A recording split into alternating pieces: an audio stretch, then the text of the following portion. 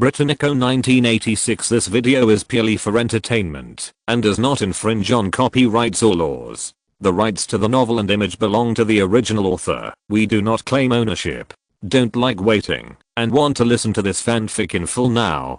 Subscribe to our Patreon, where you'll find the best fanfics. Chapter 26. Welcome home, Your Excellency the Earl of Carmarthen. And by arresting some Koreans, London's security has improved. Isn't this the visible result? The changes in London are what His Highness can see, and in remote places like Carmarthen, His Highness cannot go there even once in a year or two. Sir Alan can operate at will. Those Koreans arrested by the Carmarthen police were not allowed to be flattened or undid at his disposal. That's Carmarthen, the home of the Hill family. As long as this vote is done, not only him, but also his superiors can take credit and make money. What's more, the people arrested this time are Korean gangsters. They have no psychological pressure or external pressure from public opinion. As for Viscount Fox, they themselves have colluded with the Koreans. When the time comes, professionals from the Security Bureau will personally arrange criminal evidence for them. Who can guarantee that these evidences are absolutely impeccable? It is definitely enough to make their family shed their skin. And then, bankruptcy. After figuring out the twists and turns, Who's laughed and said, "Sir, thank you for providing us with the exact clues.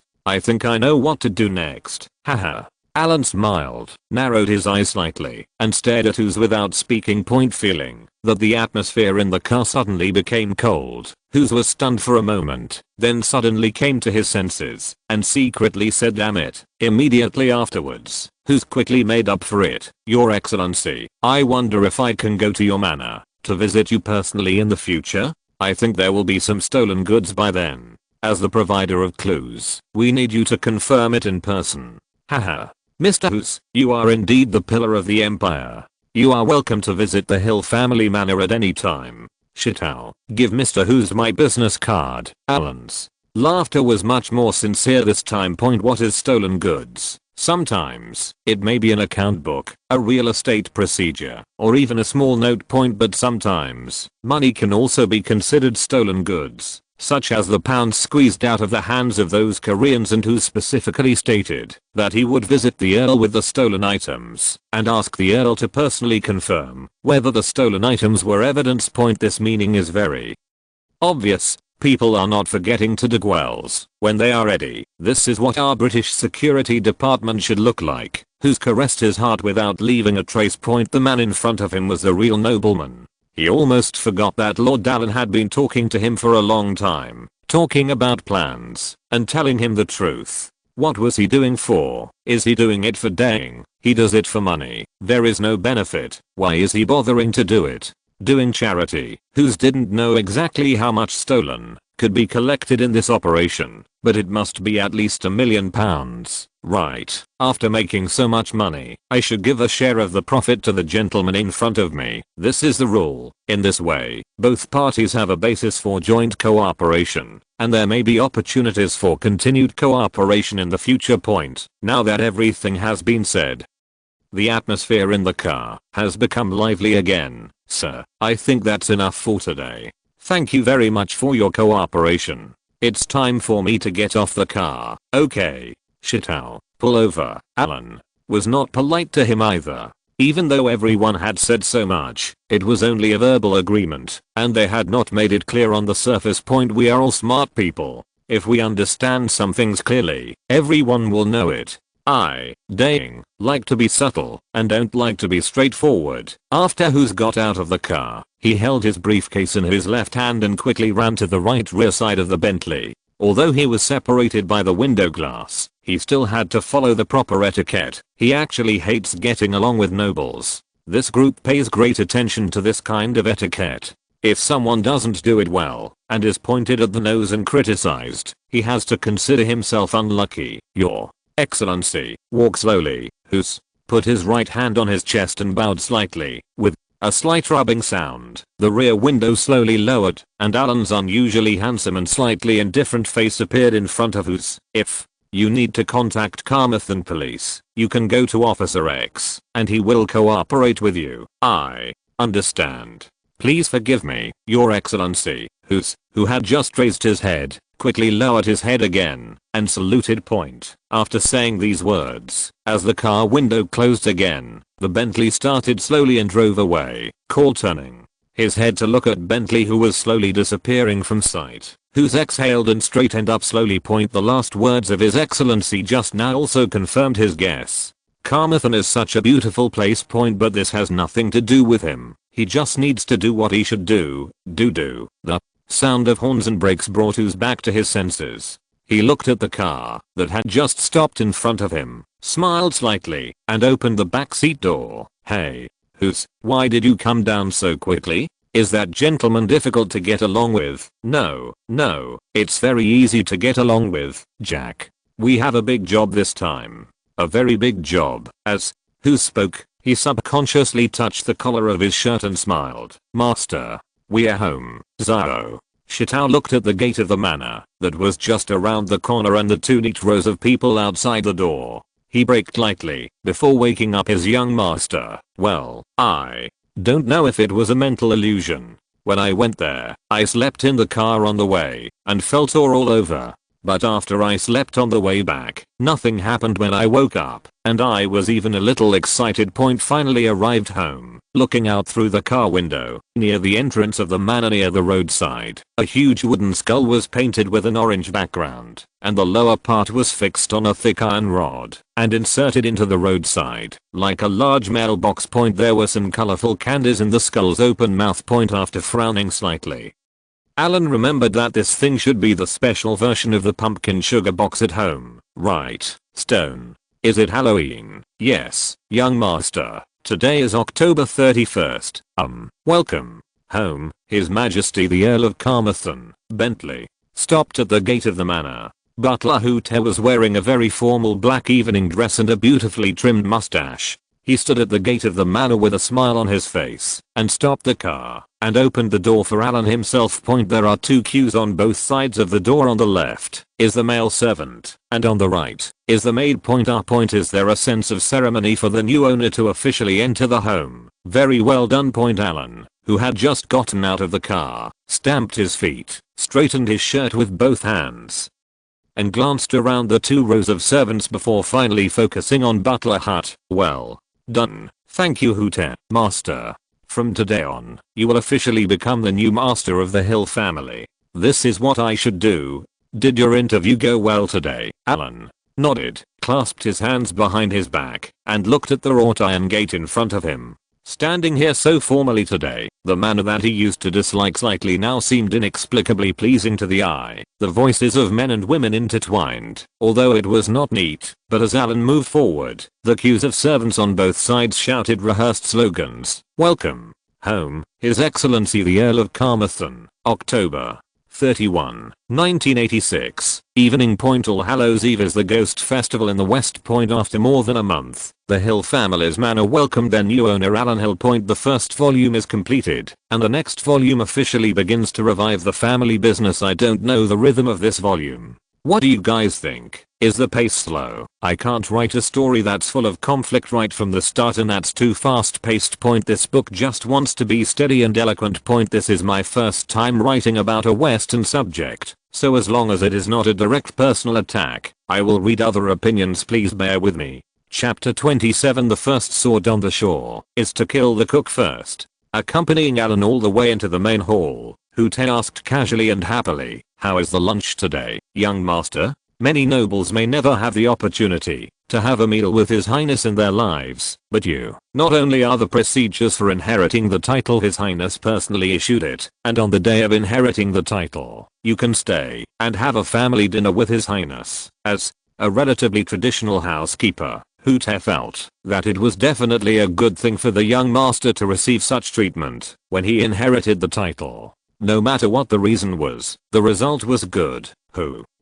If you were in college, the food in the school cafeteria was very unpalatable, and you had no choice but to eat it. And after you graduated, you finally found a job that you like. After you joined the job, you will be enduring my first meal at the new company's restaurant. I discovered that the chef who cooked in the school restaurant during my college days also changed jobs, and after Alan said this, He turned around and glanced at Utek coldly and said, "And he happened to have switched jobs to the new company restaurant where you went to work as a chef. The food he cooked is still as unpalatable as ever, so will you still be happy?" "Well, who?" Te was a little confused subconsciously. How miserable is it that KK and a restaurant chef from college can join the same new company at the same time? Looking at Ute, who still didn't understand, Alan said quietly, "You know, today's lunch was cooked by the princess herself." Ute. Alan's voice suddenly became a little deeper. "I went from home to Swansea, and from Swansea to London. I got up at 7 in the morning. It took me 3 or 4 hours of driving. 3 or 4 hours. More than 300 kilometers. I worked so hard to get to London. I actually ate our family's famous dishes at His Highness's family banquet. What am I trying to do?"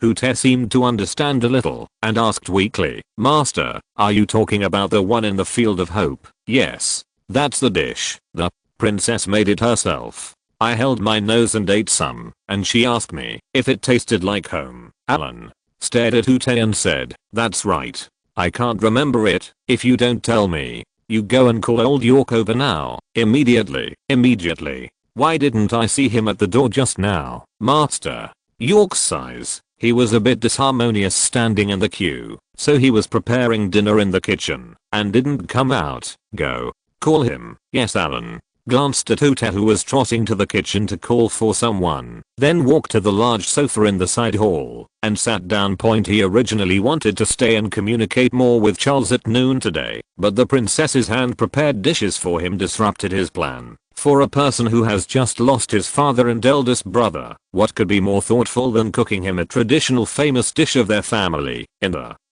princess's original words, "This is the taste of home," but Alan doesn't think so. The name of that dish, In the Field of Hope, is indeed a famous dish of the Hill family. It was invented during the previous war and has a history. At that time, supplies were scarce. The main ingredient is small miscellaneous fish caught in small rivers. These fish species are very messy, not very big, and have many miscellaneous spines. These gringos can't eat small fish with lots of spines later. I don't know which genius invented it at that time, so these small fish were marinated and fermented for a period of time according to a specific method. When the small fish tasted sour and almost smelly, not only the fish meat became soft, but also the fish bones became soft. And finally fry it in the pan. It is this kind of fried fish mixed with fishy and sour smell. Before serving, put a layer of fennel on the bottom of the plate, and finally put the fried fish on top. On the green side dish base, golden and slightly black pan-fried fish is placed, just like the piece of grain waiting to be harvested in the grass. So the name of the dish is In the Field of Hope.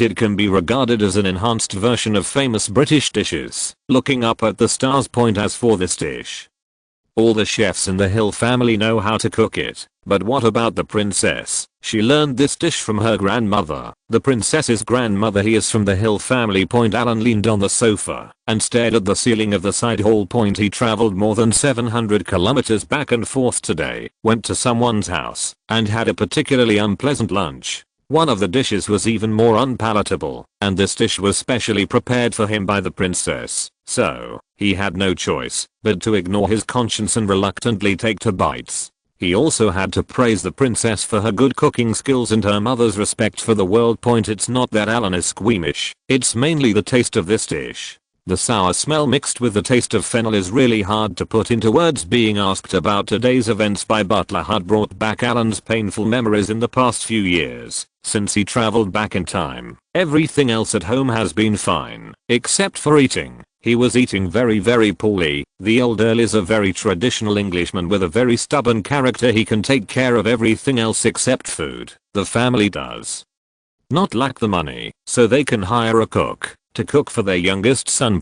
But there are 3 men in the family, and they have to eat 2 kinds of food at the dinner table. If we can't even eat together, what kind of family is that? The meals at home are all pure British dishes that suit the old Earl's taste. What's so bad about British food? It's not good to be too pampered. It can easily turn into waste. These are the original words of the old Count. There was a sound of heavy footsteps approaching from far away. Just hearing the sound sounded like something huge was approaching. Alan came back to his senses, sat up, and stared coldly at the chef of the Hill family, Old York, who was summoned by Butler Hut. York, I'll give you two choices now. Looking at York's figure of 300 kilograms, Alan gave him an ultimatum. Second, young master, listen to my explanation. Old York has black and white hair. The most distinctive feature of his face is his big mouth, which looks like a catfish that has become sperm. He had just been called over by Hooter, and he felt something was wrong, and now he saw the look in the second young master's eyes. I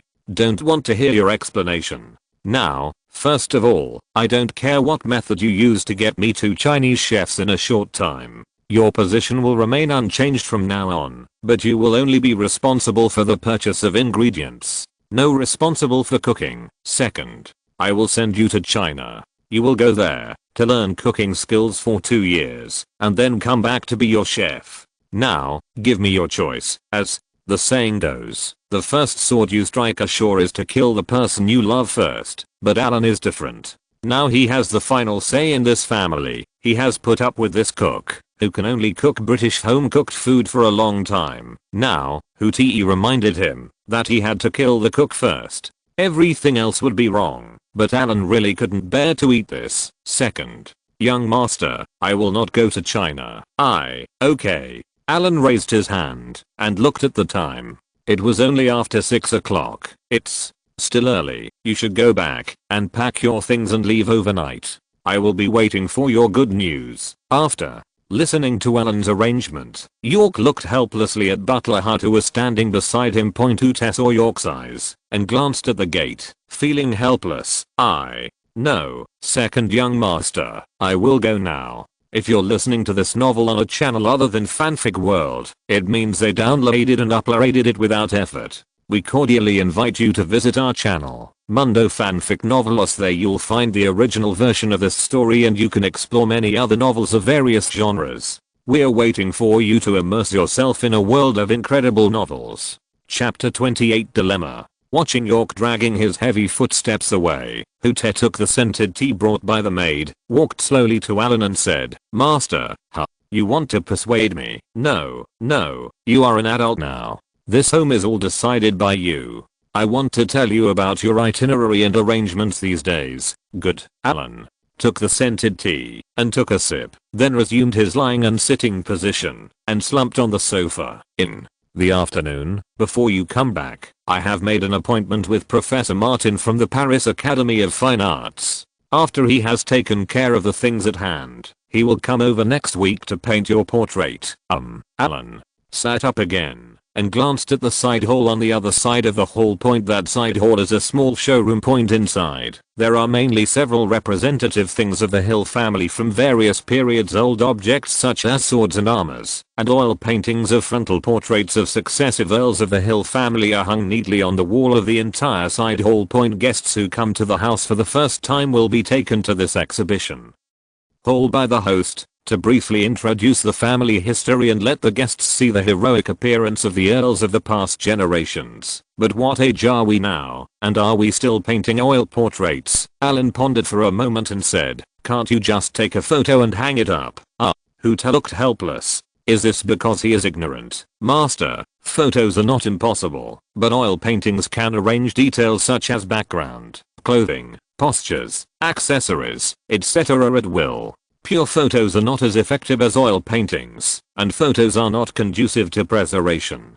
In addition, oil paintings are like paintings. Sometimes, even the appearance can be slightly adjusted. Hooter still held back a word, mainly because if he hung the photo up, he would be laughed at. Alan didn't understand the other points Hooter said very clearly, but when it came to the appearance, that could be slightly adjusted, he understood. Isn't this just manual PS? No wonder nobles are keen on oil portraits, which can make them look better. But, do you really need someone like me? Fine. Now that they had made an appointment and there was a portrait on the left and right, Alan didn't care. What else? Tomorrow, the royal craftsman of our family will come to measure you. Master, those sets of clothes are for your emergency use. They are already made clothes. With your current status, you will not wear such clothes again in the future. It would be a bit rude to attend an event, so I need to make you a few more outfits for various occasions. Okay. After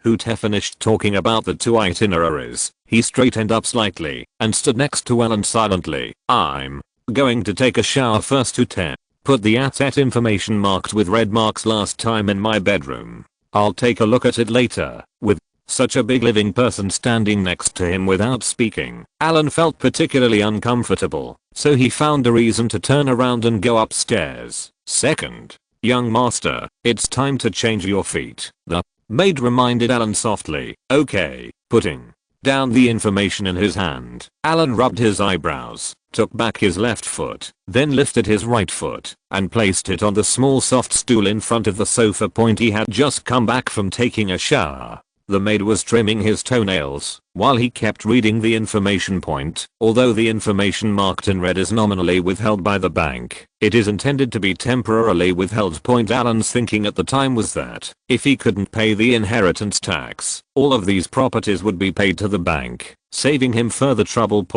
But taking a closer look today, he discovered that he had overlooked something before. The estimated value of these industries that the bank wanted was far lower than the actual value of these industries. In other words, if he really wants to use all these properties to pay it off, he will even lose more money than paying inheritance tax directly. But if he doesn't want to pay, he won't know where to get a large amount of funds for a while. You can't always rely on crooked ways. The Black Koreans are trying to make money. That's a temporary move, and it won't last long. How can you walk along the river without getting your shoes wet? After cutting this time, the Koreans have to rest for a few years to recuperate and cut again. On the way home, Alan thought for a long time in the car. This matter, just the matter of inheriting the title, was over, but as a human being, one learns from one's mistakes. The old earl has such a high status, let alone other things. Just saying that in the entire British aristocratic circle, with the old earl's status, he must at least be ranked among the top 100, but even such a person cannot prevent an accident. What does this mean? Alan has been worried about this issue for a long time, but in the final analysis the old earl was still too inconspicuous. His status was only conspicuous in this very small circle of nobles. Elsewhere, whether on television or among ordinary people, the Earl of Carmarthen, maybe most people have never heard of it.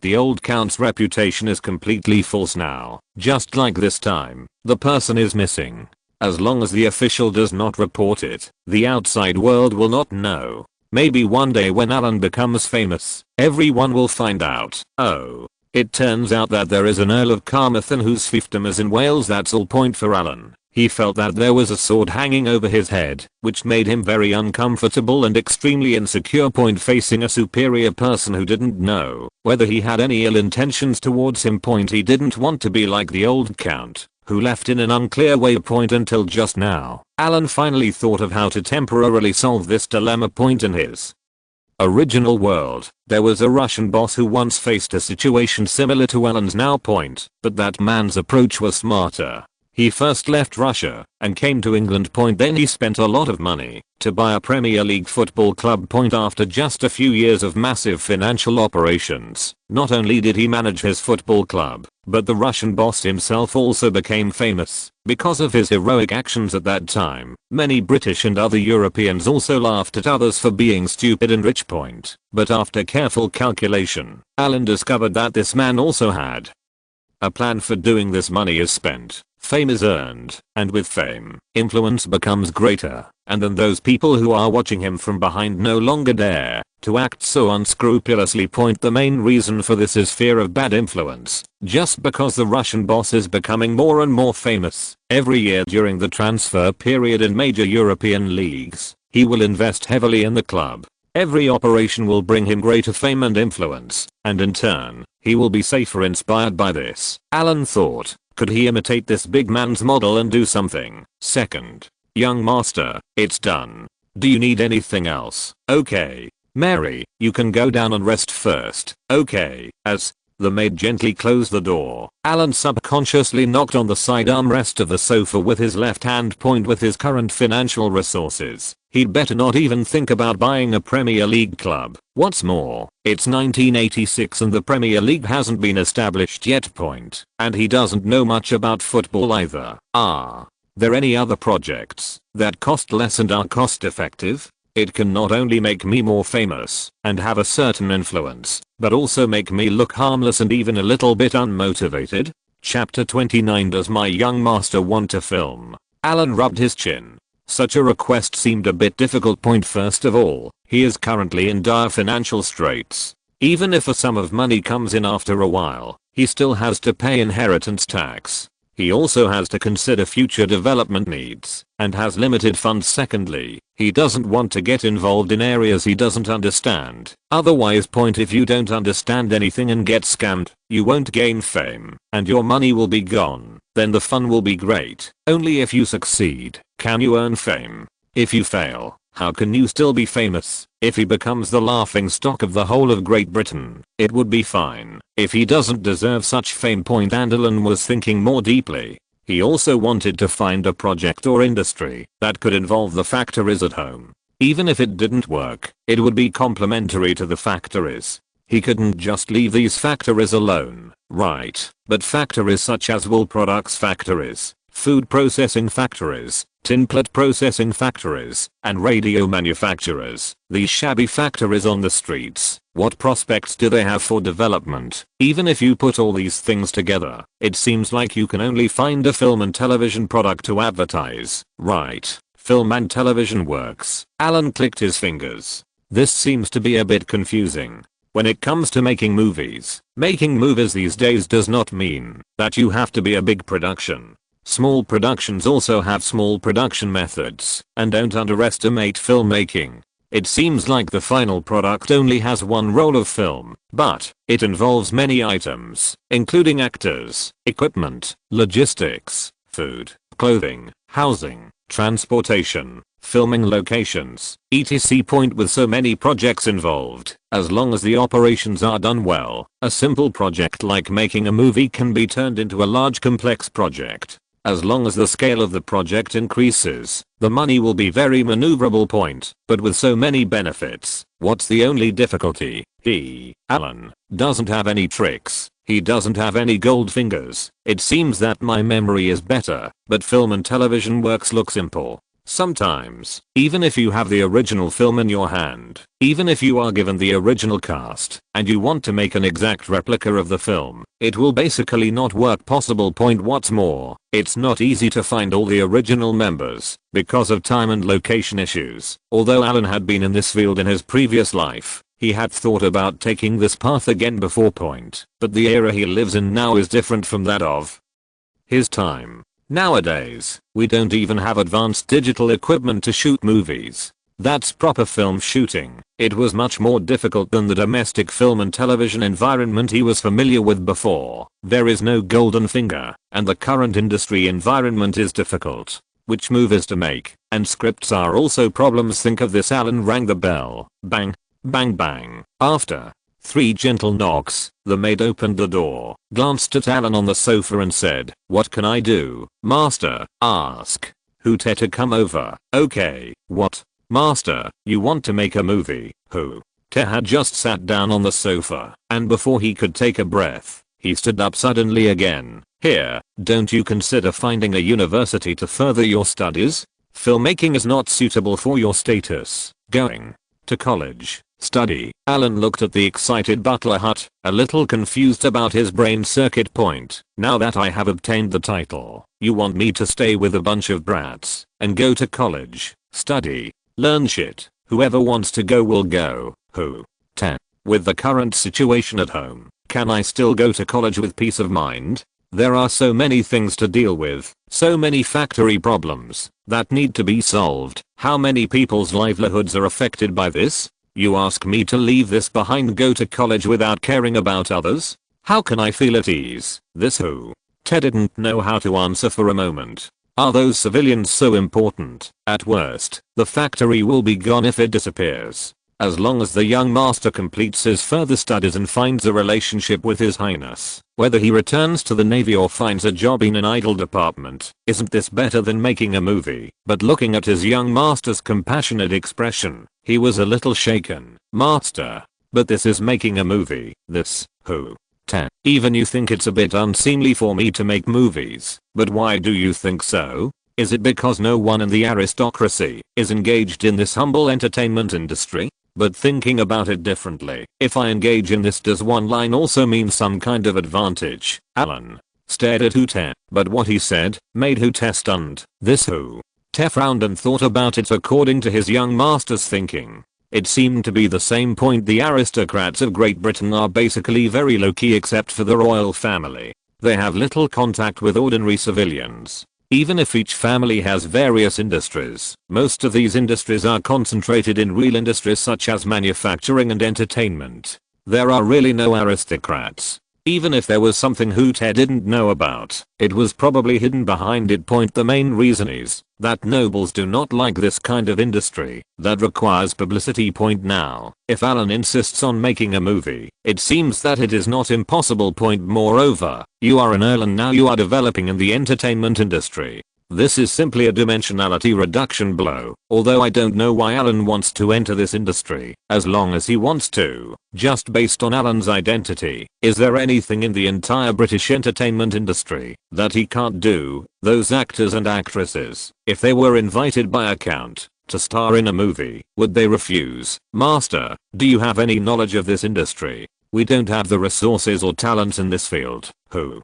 Te was still a little worried, but he had changed from opposing to checking for his young master's mistakes. Who said there is none? Isn't that a small magazine? How can we waste so many talents? Their person in charge, call him over tomorrow. I want to ask him, although these people are doing graphic photography, are they the same as regular people? The crew is pretty much the same. Alan has long thought of his weird little magazine, and these people will be his future team. Are you talking about Syphis? The slightly wretched old face of Syphis appeared in Hute's mind. He was the person in charge of a magazine like Sailor's Happy Days. Is this the talent the young master needs? Could it be that my young master wants to make pornographic films? Thinking of this, Hute's hands trembled. Master, okay, hurry up and call him and ask him to come over tomorrow. I want to see him. It was 9 o'clock in the morning in Carmarthen. Due to climate reasons, autumn was already evident. Although the fog had dispersed, there was still a thin layer of moisture on the grass by the roadside. A black Milligram family car slowly parked at the entrance of the Hill family's manor. Just park the car on the side of the road and wait for me. After leaving a message, a middle-aged man wearing gold-rimmed glasses got out of the car. The black moustache on his mouth is neatly trimmed, and he wears a white slim-fitting suit and a light pink bow tie, which makes him look a little bit wild. Syphis took a breath, closed the car door, and looked at the gate of the Hill Manor and the extremely conspicuous orange skull standing next to it. Chapter 30 Syphis. The castle in front of me was originally called Rock Castle. Different from some very famous castles, the main function of this rock castle was to serve as a military station similar to a small fortress. Due to this function, the surrounding walls of the castle are made of stone. From a distance, there are some brown stains in some places, which are traces of time. But later, perhaps because the Hill family members disliked the name Rock Castle as being unpleasant, they slowly changed it to the more straightforward Hill Manor. The gate of the castle should have been made of wood in the past. Although Syphis had never seen the gate at that time, the current wrought iron gate looks a little more delicate. It is placed next to the castle and looks a little different. Harmonious. When passing by the orange skull, Syphis realized that it was filled with candy. This place is far away from the town, coupled with this weird skull.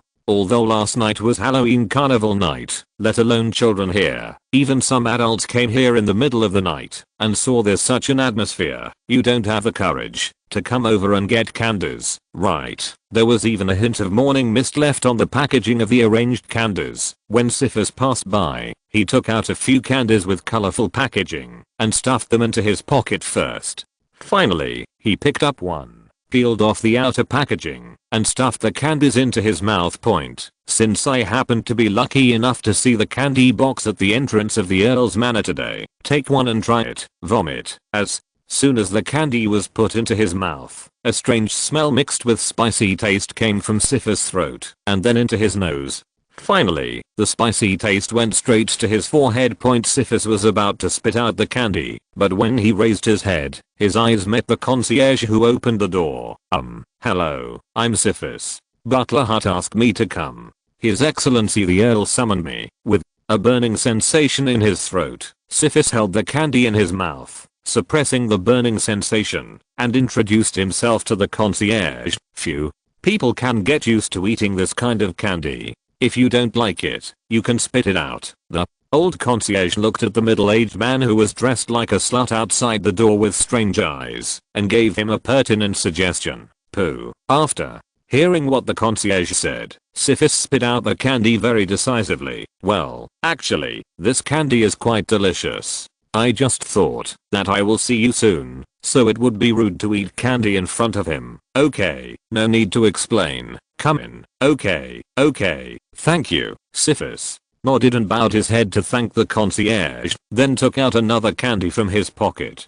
After a closer look, he realized that it was ginger candy, Great Britain's specialty candies from the underworld. Ginger candies? Are you crazy? Who puts this in the candy box at the door on Halloween? Except for the fancy packaging, all other aspects of this thing have nothing to do with sugar. If I had to explain the taste, it would be like taking a bite of ginger cubes wrapped in fengyalging. Just this thing, if a naughty child really eats it in one bite, it will definitely leave a deep impression on him, and remember it for life. Sifis, what are you thinking about?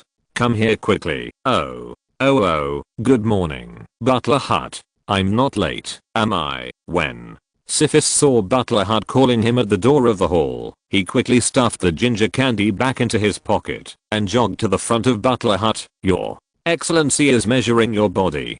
Come up with me. This is the second time Sifis has come to the Hill family's manor. The last time was when the magazine was first established. Sifis kept his eyes straight and walked lightly, following Butler Hut. The entire castle seemed very empty, and the light was not good, making it eerie and depressing. The two of them went all the way to the third floor before finally arriving at their destination, the bedroom door of the legendary second young master of the Hill family, the new Earl. Stepping into the open wooden door, Sifis was overwhelmed by the spacious bedroom area. This was the first time he met the second young master of his family. In the past, he would not necessarily be able to see the old count once a year. If anything happened, Butler Hut would directly arrange it for him. I didn't expect to meet the new Earl for the first time in a place like this. After bypassing the living room outside the bedroom and entering the inner room, next to the large European-style bed, Sifis finally met the legendary second young master Alan Hill. Well, after just one glance, Sifis quickly lowered his head. This was the first time he had seen this scene. 5 or 6 people holding measuring tapes and wearing suits were surrounding the Earl to measure his body. Alan was sitting on the edge of the bed, wearing a white pajama with his hands open. Through the pajamas, you could vaguely see his streamlined figure, as well as his powerful muscles and some small scars on his body. Just now, when Sifis took his first look, His Excellency the Earl's eyes were very sharp. Seeing this look, coupled with the current environment, Sifis was a little panicked. Dear Lord Carmarthen, I'm Sifis. It is a great honor to meet you. Ha ha ha. Didn't I just ask you to arrive at 10 o'clock? You arrived so early, so you don't need to see anyone else. Although it's our first time meeting you, I often hear Hut mention you, Your Excellency. It's my honor to be summoned by you. I deserve to be here a little early. Okay. I called you here today just to ask you, have you ever made a movie? Sifis looked up at Alan cautiously and saw a smile on his face. He didn't understand the current situation, so he could only answer truthfully, no. Well, it's like this. Let's make a statistics of your drama and photography team. After you go back, you can learn more about the film crew and see what's missing.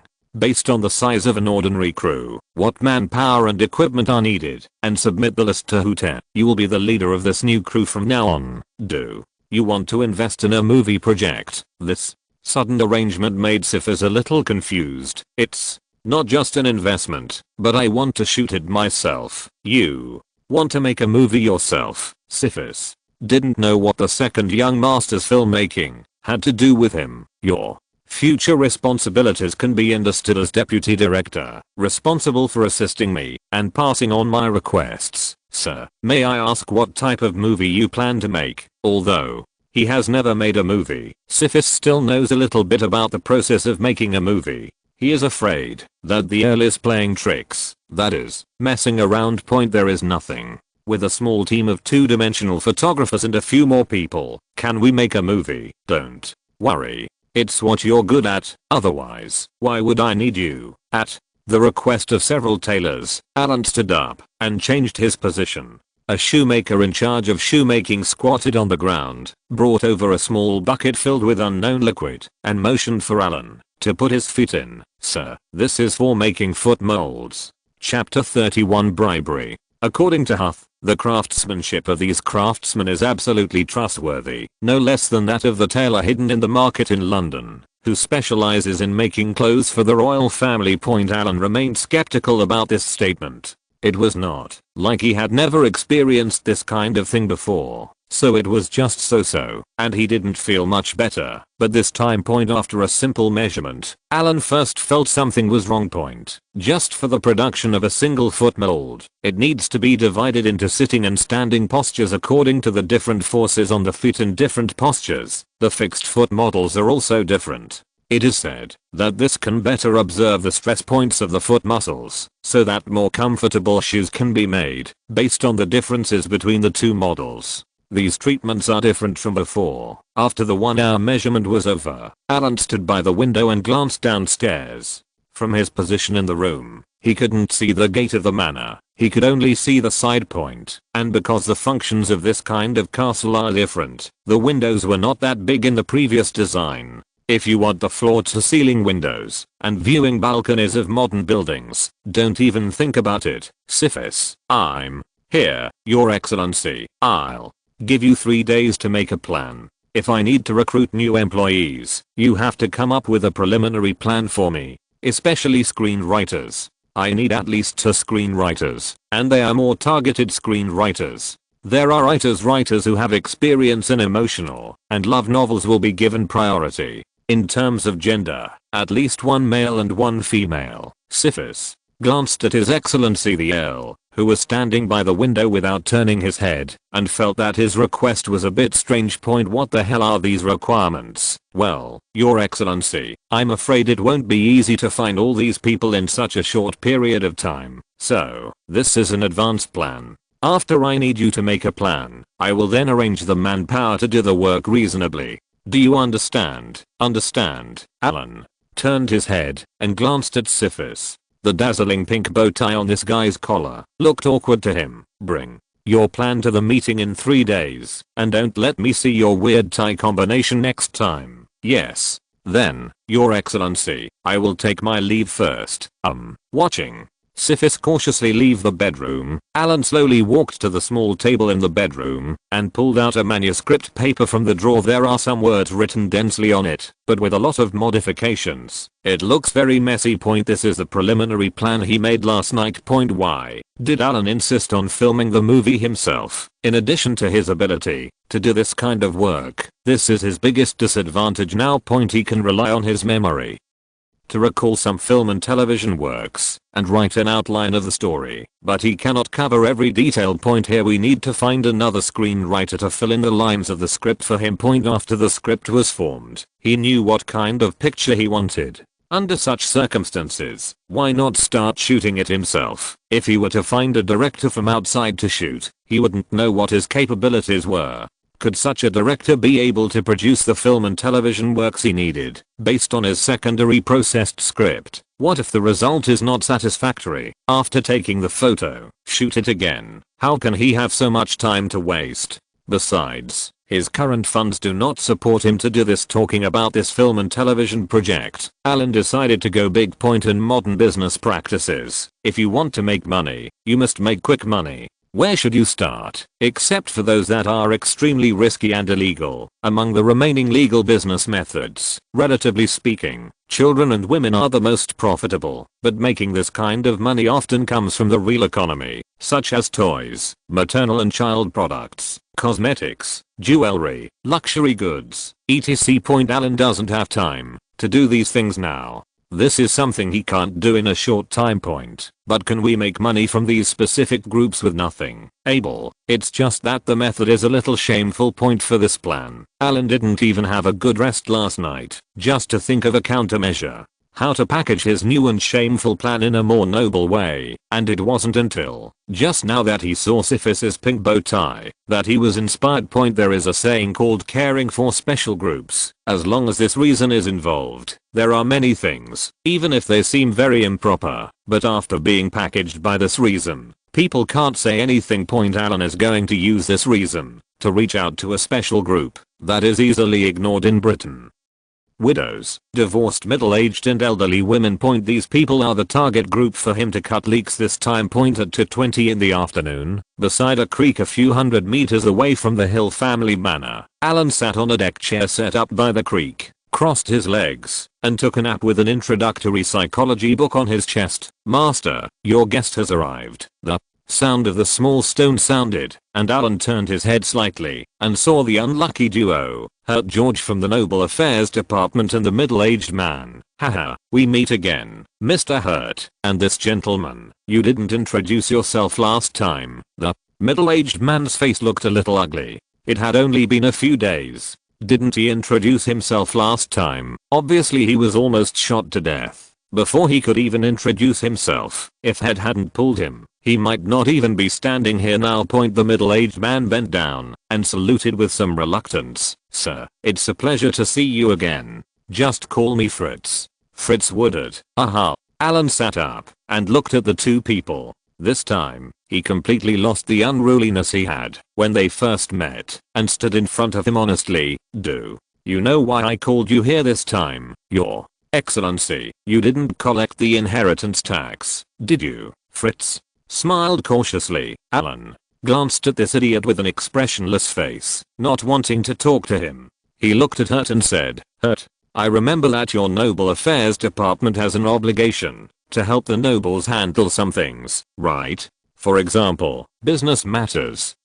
Sir, with all due respect, we really can't help you with inheritance tax." Hurt thought that Alan was going to talk to them about delaying inheritance taxes again. No, I need to do a new business project now, but this project involves some international cooperation, so you have to do something for me, Your Excellency. My main job now is to cooperate with Mr. Fritz to negotiate with you about inheritance tax. £100,000 cash. Alan didn't want to hear what his so-called job content was, and directly showed off his abilities. Hurt's breathing stagnated suddenly. He hated the way a traditional nobleman like Alan used money to throw money at people's faces. "What's so great about having money? Can't you even afford the inheritance tax?" Covering his chest with his right hand, Hurt bowed deeply and said, "Your Excellency, the Earl of Carmarthen, I wonder how you need me to serve you." Haha, Hurt, I just like getting along with smart people like you. Chapter 32 Bribery. I will give you a plan later. I need you to use the name of the Ministry of Noble Affairs and my name to go to 3 coastal cities in Africa to help me negotiate a project," Alan said with a smile. Africa. Hurt blinked. What kind of international cooperation is going to Africa? He knew this job was not easy. "I understand, Your Excellency. Just leave it to me." He injured it for the pound. "Okay.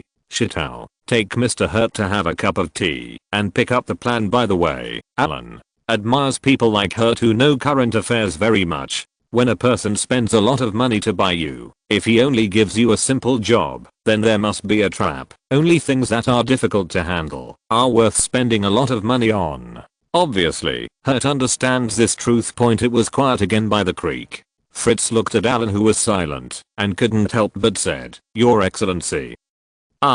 Fritz, right? I need you to help me with something. With Hurt's lessons learned, Fritz said honestly, "Your Excellency, please tell me. I need your help to negotiate a deferment of estate tax Fritz was startled. For a moment, he suspected that he was hallucinating. Can I help you negotiate with myself about deferred inheritance tax? Is this how we should understand it? Your Excellency, please wait a moment. You want me to help you negotiate the inheritance tax extension? And the person who is responsible for negotiating the inheritance tax with you now is me. That's right. I've even thought up the reasons for you. I don't really agree with the bank's current valuation of our family's assets. I think someone is maliciously lowering the price, which has seriously harmed my interests. I'm going to apply for a valuation. The value of these assets in our family will be re-evaluated. Alan looked at Fritz seriously and even gave a very reasonable reason. I don't know when you are going to do it, and which agency will you find for re-evaluation? In the face of doubts, theoretically speaking, this can be done. Alan spread his hands and said, I originally wanted to find 2 professional organizations to re-cross-evaluate me, but now I can't even afford the evaluation fee, so I can only wait. You just bribed the clerk of the Ministry of Nobility Affairs £100,000 in front of me. That's £100,000. You didn't even try to hide it, but now you're telling me that you don't even have the money to pay this little assessment fee. Fritz's eyes widened when he heard this. He never expected that Alan's reason was so simple and crude. It's simply impossible to complain about. You can even lie to me. Before Fritz could refuse, Alan's eyes slowly turned cold, and he carefully looked at Fritz's face with interest and said, you do something for me, £50,000. This kind of thing, for you. You know what to do better than me. I have always believed in leaving professional matters to professional people. The corners of Fritz's mouth twitched. As expected, Your Excellency, should we leave professional matters to professionals? Your Excellency, you are professional. You let me handle it myself. You are really professional. Your Excellency, this is against the rules. Please forgive me. Seeing that this guy was a bit clueless, Alan's eyes turned cold. He hated such prude people. Apart from leaving a worse impression on others, there was no other benefit at all. Oh, Mr. Fritz. Have you ever heard of a big event that happened in Carmarthenshire a few days ago? After knocking his head, Alan said as if he had just remembered. Later on the day we first met, the police in Carmarthen busted a large Korean criminal gang. It is said that there were also casualties, and the suspect has not yet been fully arrested. As soon as Alan finished speaking, the cold sweat on Fritz's head started to flow uncontrollably. This reminded him of the tragic experience that day. He didn't care at all what happened to Carmarthenshire, but the words of His Excellency, although they seemed to be talking to him about gossip, this can also be understood as a threat. Right. There are suspects outside who have not been arrested, which means there is danger outside. So, if he doesn't agree today, will he encounter danger on the road? As soon as he leaves the gate of this manor, he might not take it seriously when others threaten him, but this person in front of him really dares. He had experienced the feeling of a bullet flying past his ear last time, and he didn't want to experience it again. Well, Your Excellency, I think there is no room for change in this matter. I can try my best to help you deal with it after I go back. Fritz changed his tough attitude very conscientiously. Try your best. Alan raised his eyebrows and sounded confused. No, sir. I will do my best to do this when I go back. Snort. Alan stood up with a cold snort, lowered his head slightly, and looked at Fritz and said, very good. This is the best. Let's go back. Fritz followed Alan obediently towards the manor, and heard Alan's voice again. By the way, don't leave in a hurry. In half an hour, use the phone here to call home, and ask your wife if she has received a package. It contains £50,000 in cash. This money is source. Can you handle it yourself? I will. Don't bother you. When he said this, Fritz was suddenly startled, and a layer of white hair suddenly appeared on his back. His home is in London. In other words, within half an hour, the person sent by Your Excellency will go to his home to give money to his wife. Now it seems to be sending money, but if I had been a little more insistent just now, would the pounds sent to my home now still be? Fritz slowly raised his head and looked at Alan with trembling lips, not knowing what to say. Haha. Mr. Fritz, you don't look too good. I heard that the security situation in London is not very good recently. It is for this reason that you didn't rest last night. Okay, no, Fritz didn't know what to say, but now he only felt that his calves were trembling. He didn't want to stay here for a moment. He wanted to go back to London now, to see his wife and children. Snapped. Alan patted Fritz on the shoulder with his big hand and said, Fritz, you know, I'm going to be very busy recently, and I need to worry about many things, so I don't have time to think about inheritance tax. Things, do you understand? I understand. Your Excellency, I understand.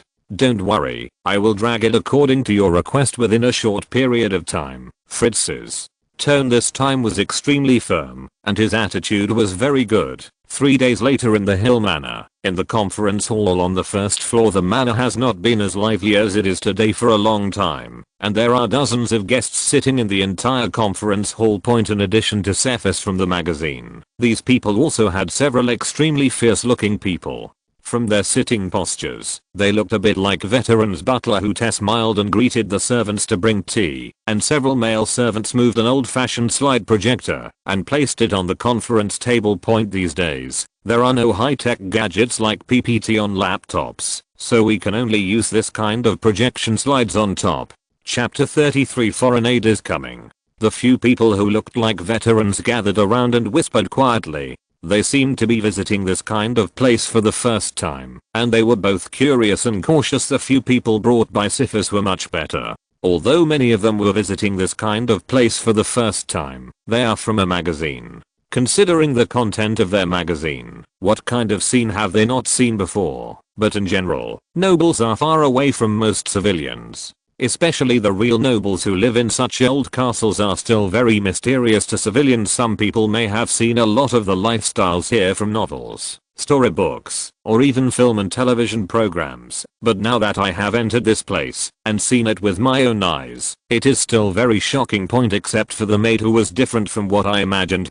Just like this long solid wood conference table, the wooden table looks like an entire old tree has been carved out from the middle. Looking at the dense growth ring patterns on the table, and then thinking about the width of the table, in that era, such a century-old tree should be the main material used to make the keels of battleships, right? When I got here, I was extravagantly carved out to make a table. And these tea sets, there was a sharp-eyed employee of the magazine. He took a closer look at the transparent tea set in his hand and suddenly realized that this thing seemed not to be glass, but crystal. This is too luxurious. Ordinary tea sets for guests to drink tea are one-piece crystal cup tea sets made of pure crystal. Each of these things here can be sold for a lot of pounds, right? Ahem. Your Excellency, the Earl is here. Swipe, pull, following Butler Hooter's gentle reminder, the entire conference room suddenly fell silent, followed by the messy sound of chairs being moved.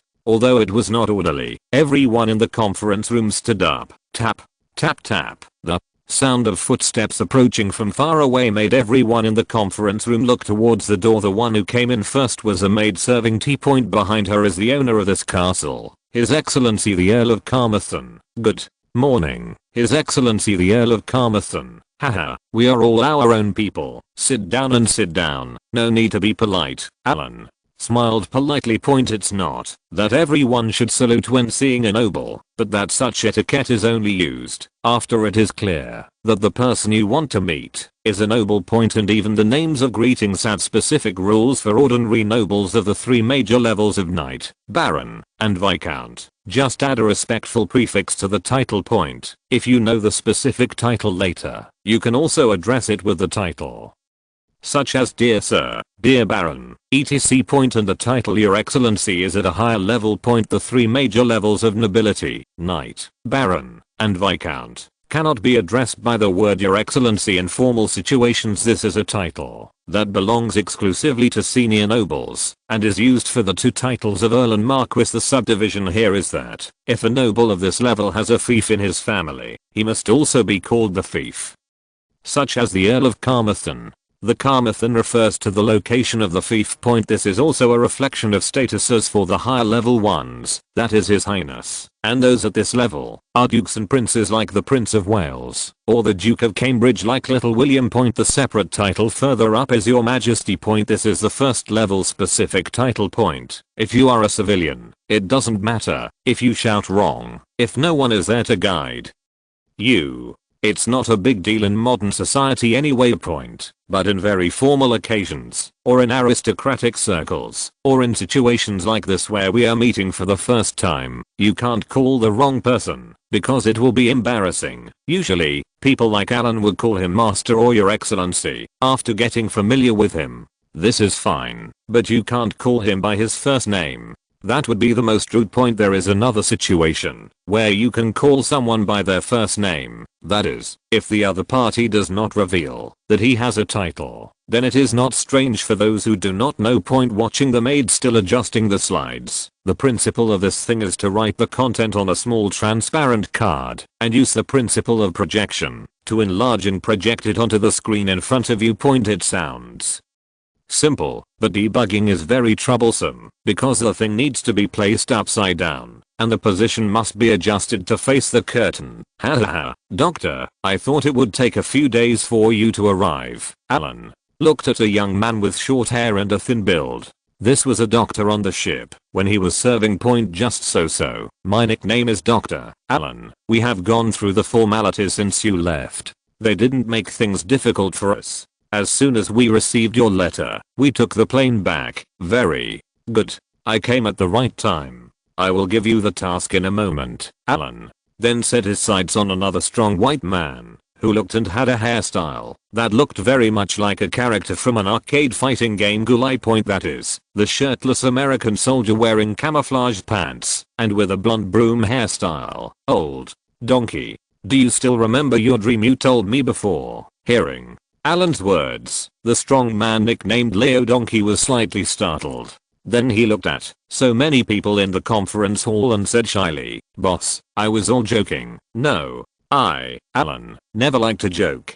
Didn't you mean that you like to be among women and your biggest dream is to die of exhaustion in bed? This time, I have found a big task for you." Alan raised one eyebrow, matching the scar on the corner of his eye, making his smile look a little evil. Point. The old donkey looked at Alan's expression and trembled suddenly, feeling a bit ominous. Before he could refuse any more, the valet handed Alan a pointer to indicate that the slide was ready. "Okay, look here, I've called you all here today. I'm going to explain my latest plan to you first, unify my thoughts first, and then assign tasks." The pointer was knocked against the curtain by Alan, and the shaking curtain did not hinder the projection content on it. Point. The top row on the projection should be the name of the plan, the Black Duck Sales Plan. Just looking at this name, everyone here is confused. What is the Earl doing, selling ducks, entering the food industry? Butler Hooter has watched his young master work hard in the past few days. In addition to receiving a few guests, he has been staying in the study for the past few days to make a plan. He has not even read this plan. Point, but at least the young master's attitude is good. Work hard and make progress. Who tested cheerfully at the door of the conference room, looking at the name of the project on the projector and suddenly frowning slightly, feeling a little baffled. Point. Look down the curtain. About promoting the emotional and physical problems of millions of middle-aged and elderly women and widows in the UK, and the Gambia Tourism Economic Support Project in Africa. What is this stuff? What the hell is this? Hooter's hands began to tremble slightly unconsciously.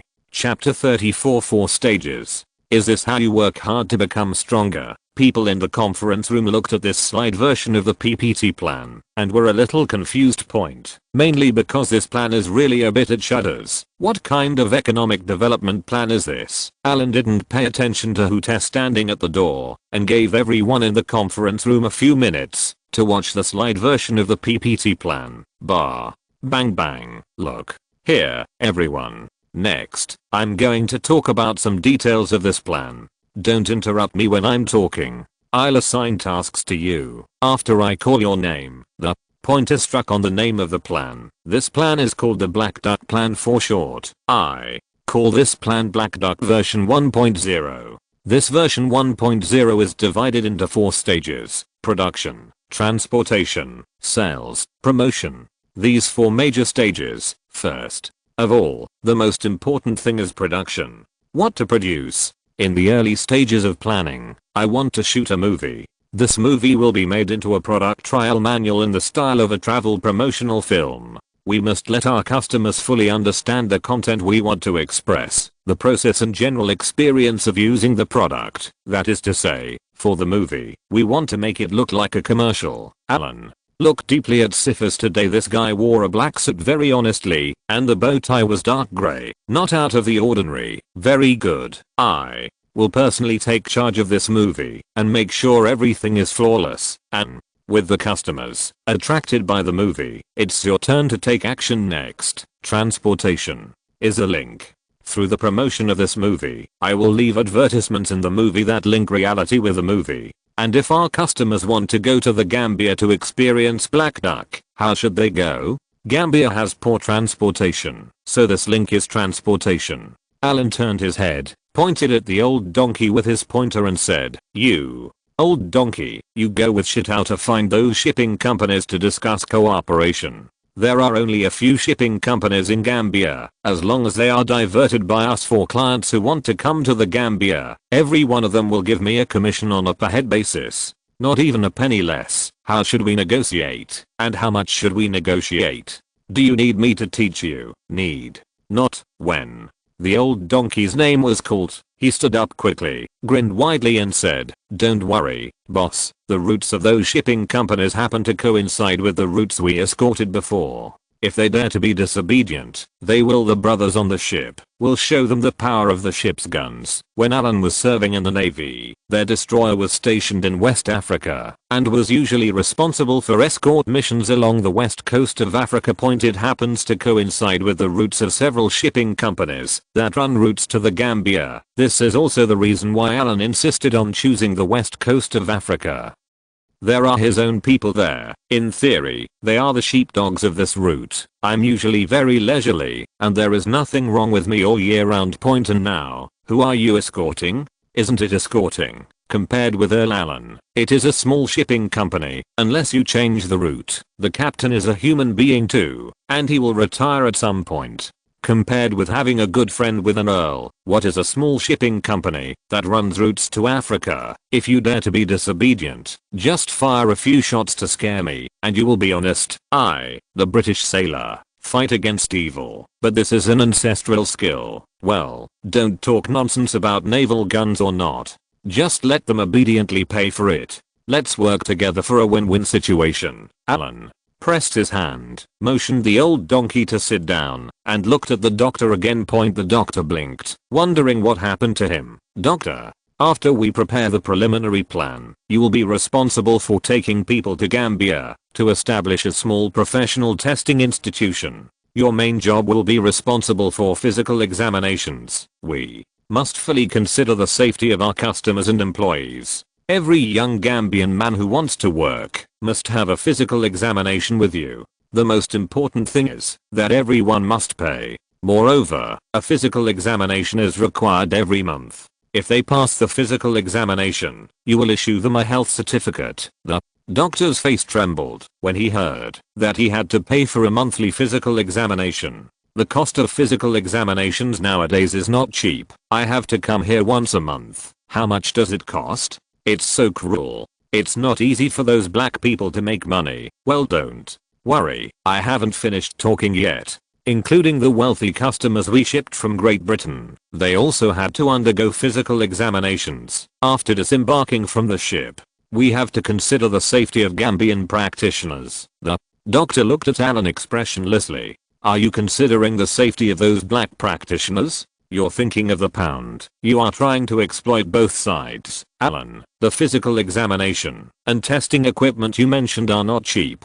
Do we still have the funds to purchase equipment?" "Who said we need to buy equipment?" Alan looked at the doctor strangely and said, "The public hospitals in Carmarthen City have long been outdated and need to be replaced. At this year's end of the year meeting, I will help them ask the House of Representatives for funds. This will work. Even old equipment will work." The doctor breathed a sigh of relief. After the hospital replaced the new equipment, he could rent the old equipment and make do with it. In addition to some inaccurate data checks on old equipment, the general direction detection is also adequate. Doctor, are you stupid for staying on the ship?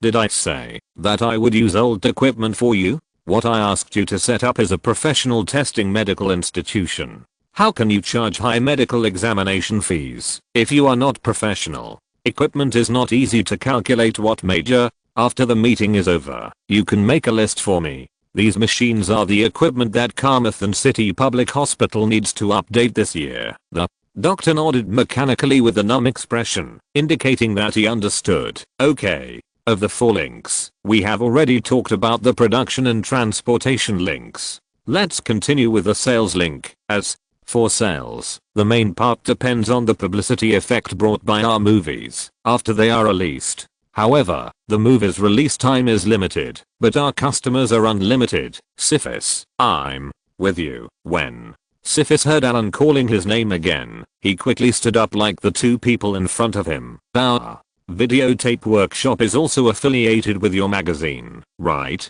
I need to produce large quantities of videotapes to expand my publicity. You even have to prepare in advance for the production of videotapes in other languages. These days, discs have just started, and the technology is not yet very mature. In Europe and the United States, family-style viewing is still dominated by videotapes. Maybe young people in a few decades will no longer know what videotapes are. In terms of function, this thing is similar to future VCD, DVD and other optical discs. It looks like a large tape. After inserting it into the video recorder, you can connect it to the TV to watch film and television works. If you're listening to this novel on a channel other than Fanfic World, it means they downloaded and uploaded it without effort. We cordially invite you to visit our channel, Mundo Fanfic Novelos. There you'll find the original version of this story and you can explore many other novels of various genres. We're waiting for you to immerse yourself in a world of incredible novels.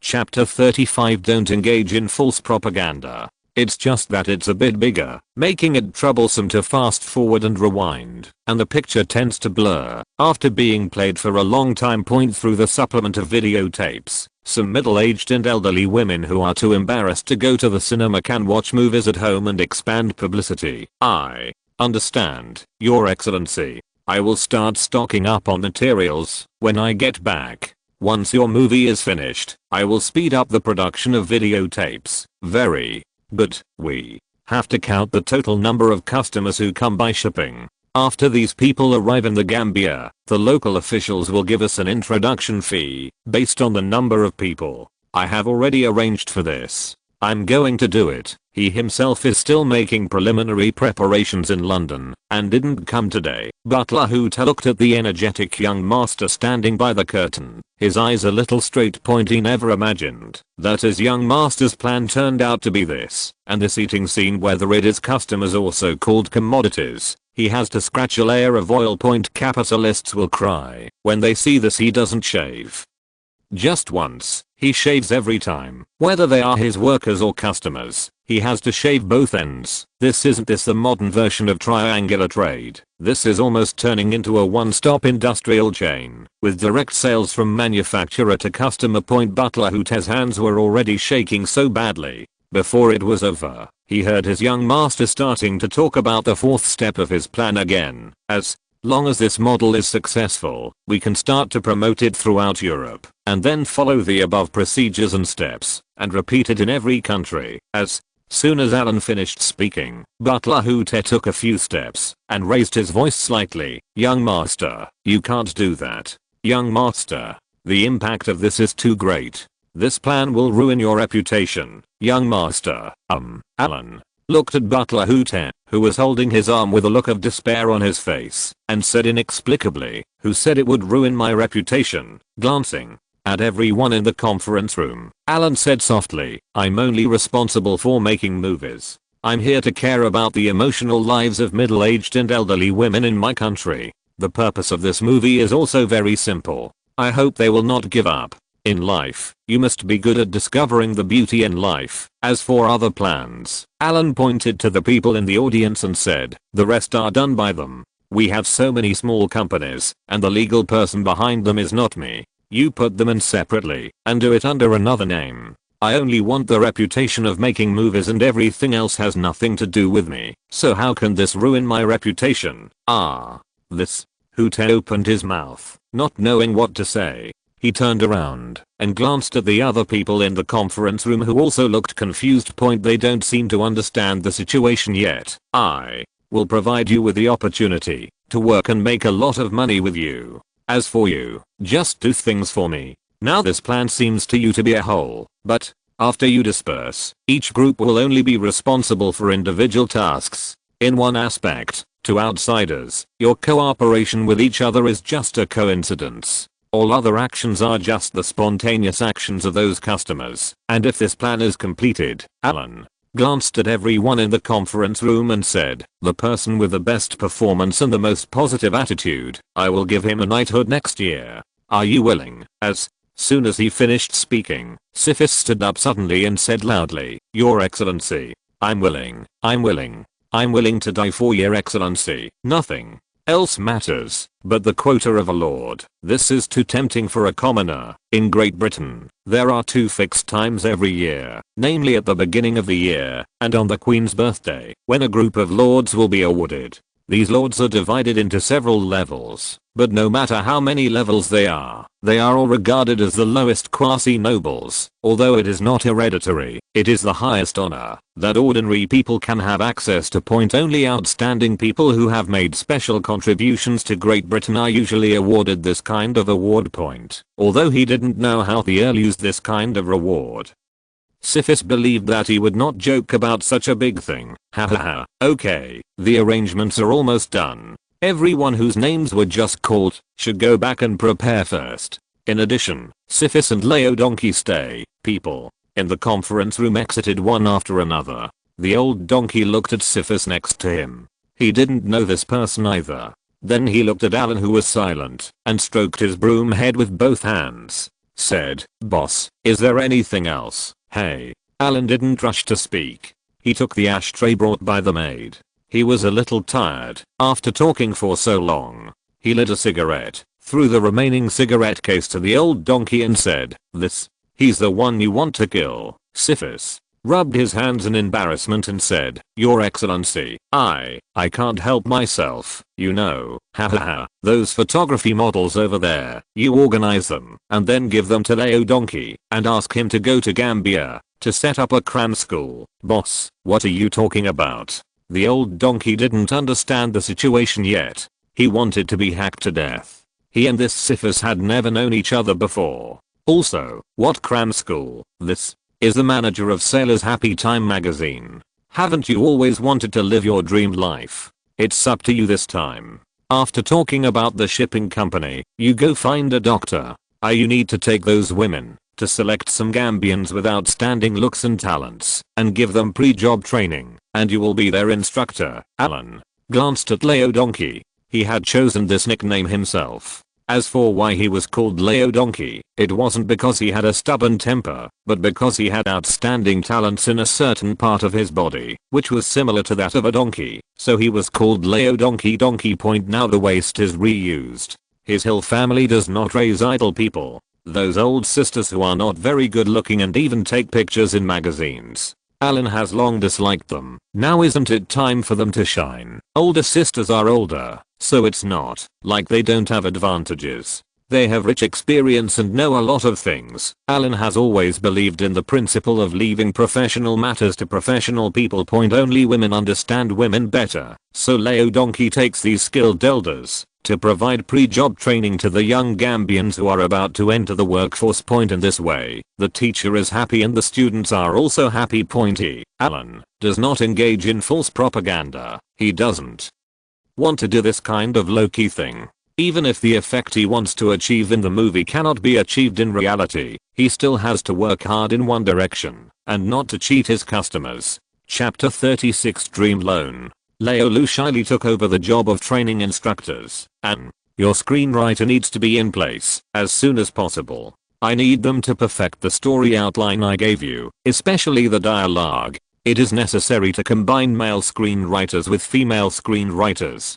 It is best to have an immersive feeling. Wait when they are done. Alan thought for a while, put out the cigarette butt in his hand and said, I need the screenwriter to make some short scripts with different identities and backgrounds for further in-depth training, and to classify those black ducks. After our career takes off, we will launch corresponding advanced services, such as role-playing, black ducks with different identities, different educational backgrounds, and no experience can further enhance customer experience. Syphis had a question mark on his face. Can this thing still be like this?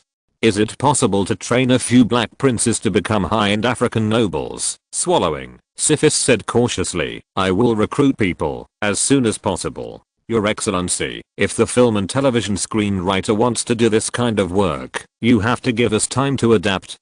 I have given these things to you. If you do well, you will be rewarded. If you do not do well, I will get rid of the person who can't do it well, and replace him with someone who can do it well. What do you think? Alan glanced at Syphis calmly and stood up. This kind of person dared to negotiate terms with him. If he couldn't do it well, he would replace him. Although Alan had no experience in these things, he could command. Don't worry about whether he is giving random orders. He has already asked for it anyway. If he can't do it well, he will be replaced. Anyway, we have a lot of talented people in the UK, so there is no shortage of people. Master, this plan of yours, Te watched Alan finish eating the last piece of barbecue and wiping his mouth before bending over to Alan's side and putting forward his opinion point. The entire Hill family has never done this kind of thing before. Even the old Earl is mainly engaged in industry. How can it be like this? To put it bluntly, the young master is a white wolf with empty hands. Those black people in Gambia can just stay at home and have their leeks cut by Alan. After cutting, they have to thank the kind-hearted British master for helping them develop the tourism economy. It can be said that when people sit at home, the sword comes from Great Britain. What's wrong? Hooter, you are always hesitant. If you have something to say, just say it. Alan hates Hooter's cautious character. How can he make a fortune if he is not courageous? Staring at those broken factories all day long, then it will take years of the monkey and months to pay the inheritance tax. These poor Welsh people in Carmarthen have been squeezed dry by generations of the Hill family. If they want to make money, they have to go out. Master, I just think that the price you charge for each step of the cut is too harsh. Before those black people make any money, they have to invest a lot of money in physical examination and training.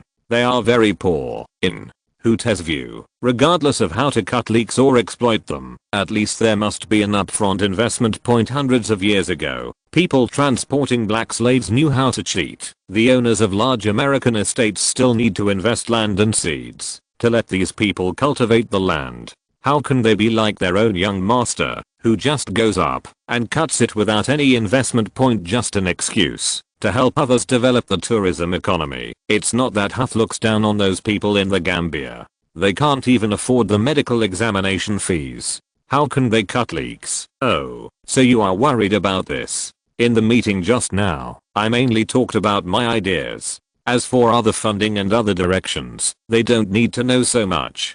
Hooter, you misunderstood me. Alan took a sip from a glass of soda, handed out a napkin to wipe his mouth, and pointed to the chair for Huth to do it first. It's like this. A few days ago, I tried to raise a dog, and the effect was okay.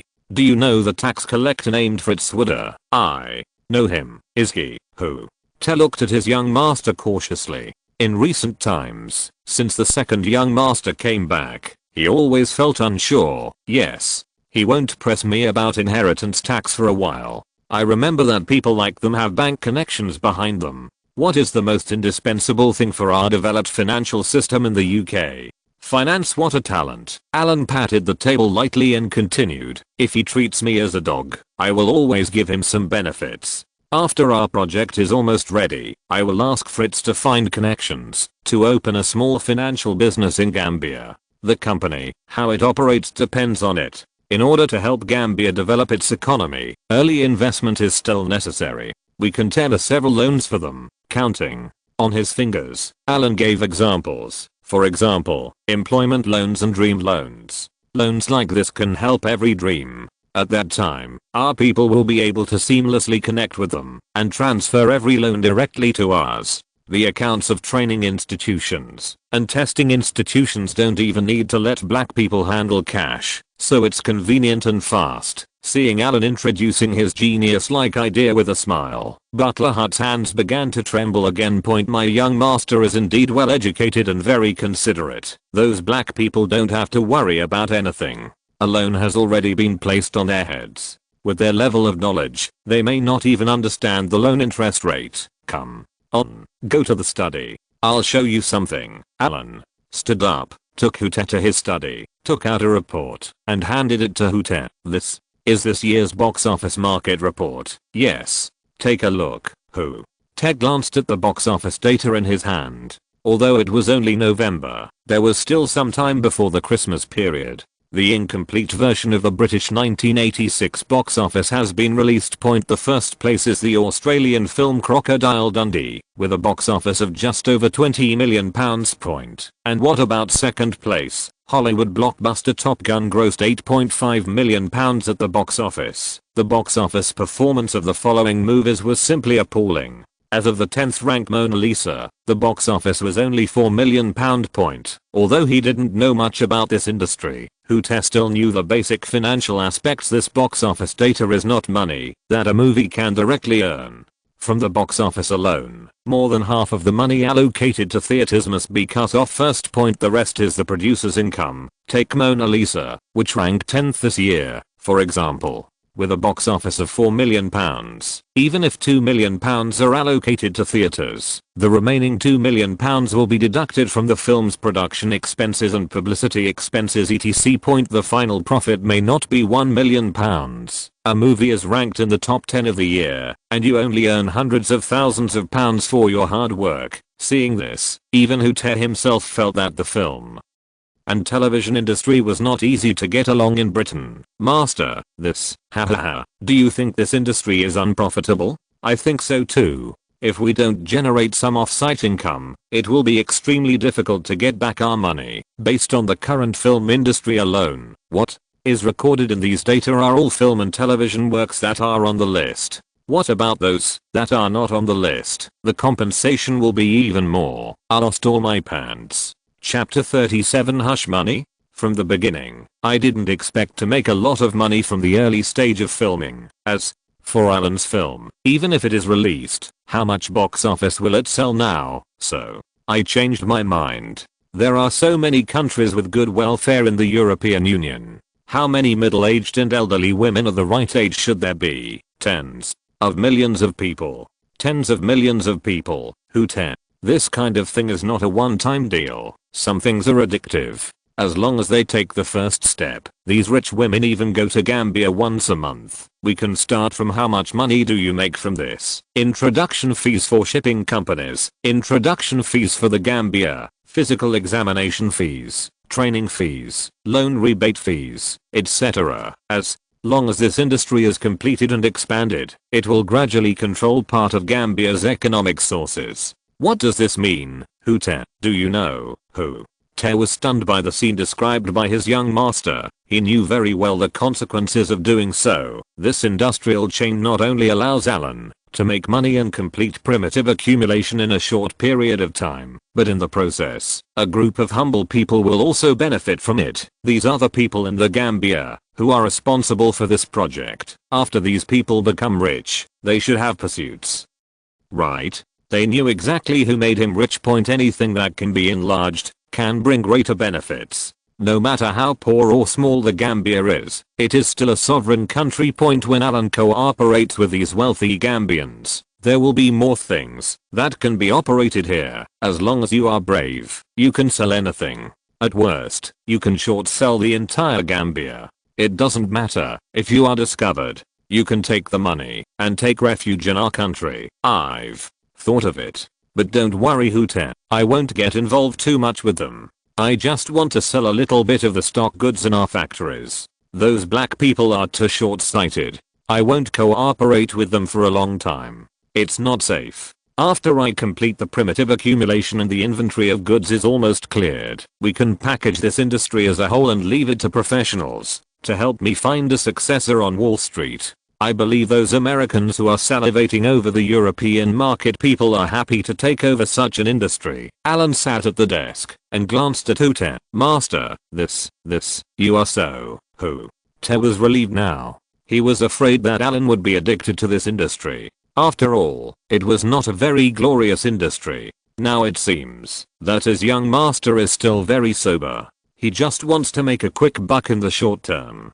Haha, when the time comes, after the Americans take over, if I'm in a good mood, after so many years, we have mastered all the dirty information in various industries, and I can use this as a theme to make a disclosure film about caring for the people of the Gambia. It's called How Black-Hearted Americans Exploit Gambians, and maybe I can win an award or something for this film. Confirmed. The young master is indeed a descendant of the Hill family. A pure answer man is born to deceive his teammates. Ute breathed a sigh of relief. He knew that the young master would not give up such a profitable industry to the Americans for no reason. When the Americans took over, the young master would destroy the industry with his own hands. When time passed slowly, he, a young man, with little black history no longer exists. Very perfect point. As for the Americans, who have been cheated, what should they do? It's an honor for the country bumpkins to be tricked by my British noble master. Just 2 days passed, and Alan spent most of these 2 days perfecting his preliminary plan.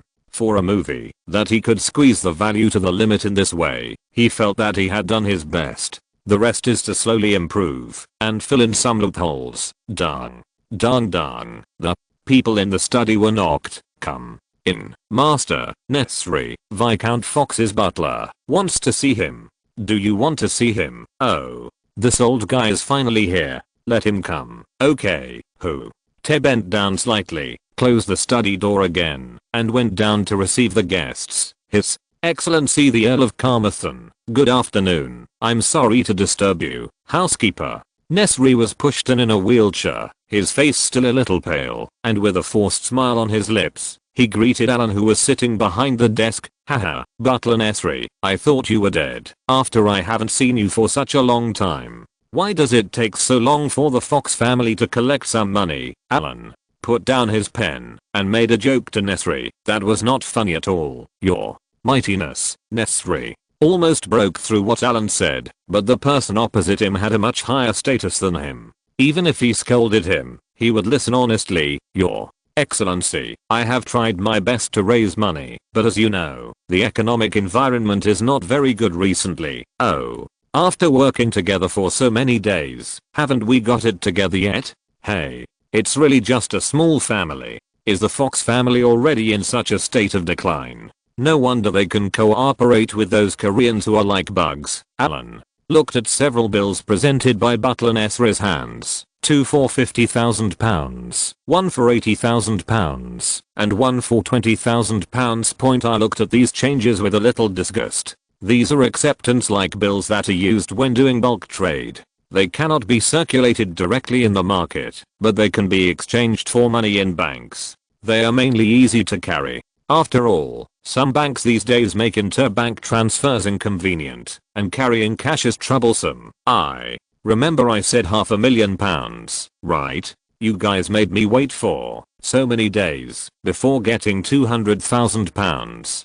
Do you treat me like a beggar? It was all blackmailed money anyway, and Alan didn't expect that old guy Fox to actually give it to him, although the amount was wrong and a bit treacherous. Your Excellency, this is all the cash left in the family that I can spare. Okay, that's it for this time. Alan looked at Nesri, his eyes flashed slightly, and after getting the money, he began to see off the guests. Nesri didn't expect Alan to be so easy to talk to this time. He put his right hand on his chest and bowed slightly, bowing slightly, and was pushed slowly out of the study. Master, this money, Butler Hut hasn't figured out why Nesri came to send money. There are too many things going on these days, and he doesn't know what Alan is doing outside. Haha, it's not a big deal. But I need you to make a trip again. Alan pointed at the table. These bills with the Fox family's seal and remarks were originally lacking in evidence. Now aren't they delivered to the door by the Fox family themselves?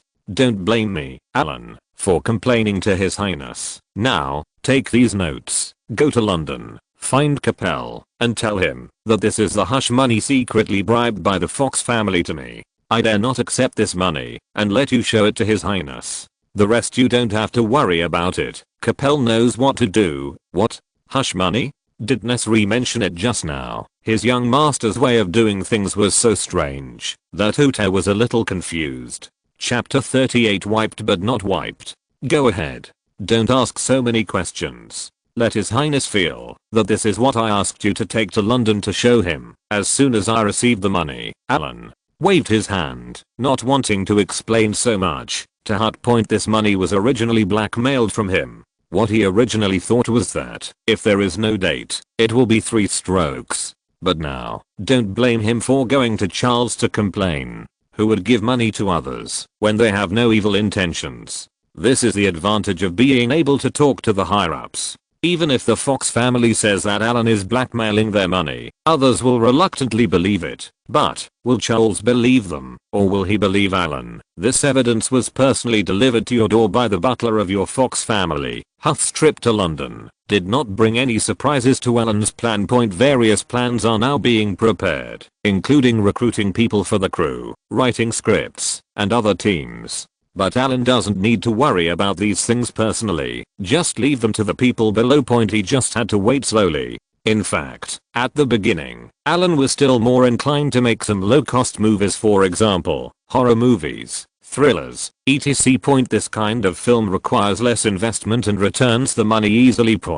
But after getting to know the domestic film market, I realized that the current British film market is really difficult to get involved in. The first place only had so much box office, and it was already a hit, like a horror movie or something like that. The box office. It is estimated that the £2 million has come to an end. When the dividends are distributed in your hands, you have worked hard for several months and only earned hundreds of thousands of pounds. Isn't that all the hard work in vain? He, the majestic Earl of England, was actually reduced to a wage earner working for a theatre. Alan then thought about the movie he was about to shoot, which was inspired by a movie called Good Luck Rio Grande. This is originally a British movie. The main story outline is that the heroine is a 55-year-old widow. Her husband has been dead for many years. She was a little restless. Later, she gritted her teeth and took the step firmly and found a black man. If such a situation were placed in the United States, it would be simple.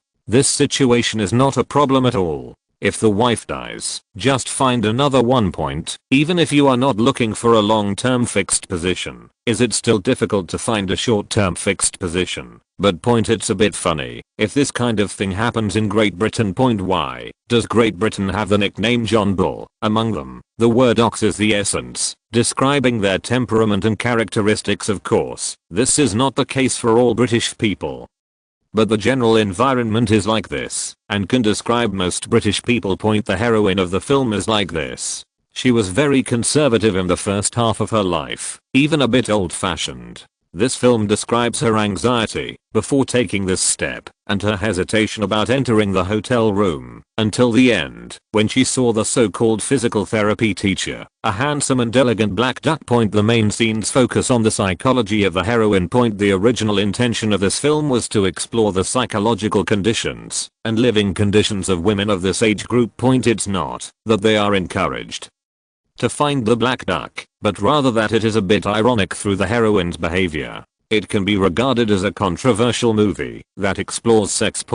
But Alan thought about this movie, especially when he was watching this movie. He was filming an online movie in China. He watched this movie several times and criticized it severely. It's not that he has any special interest in the heroine's figure, but that these British guys know the essence of edging. This film can be said to be a leader in bridging boundaries, and it has a great psychological impact on the audience. It was originally a slightly critical movie, but it left many British widows who had watched it feeling like they were ready to move. And Alan was also playing around at the time. It's a big online movie, and it's a small investment. If you don't play it, who will watch it?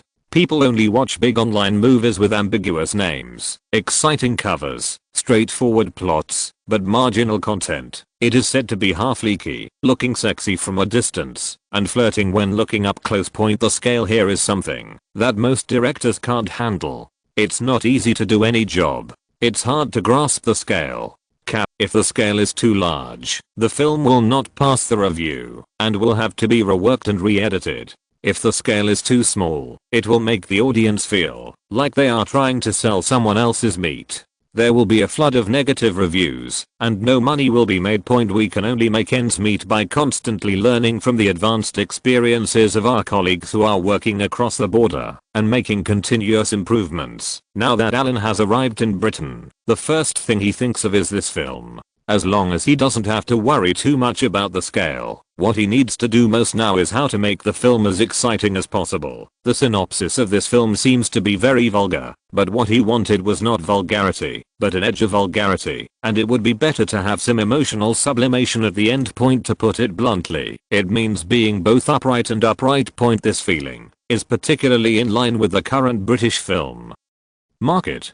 These British guys like this kind of subtle yet unrestrained feeling. Master, I'm back. During dinner the next day, Hooter returned to the manor in a dusty state, followed by an acquaintance he hadn't seen for a few days. Oh, why have you been here for so long?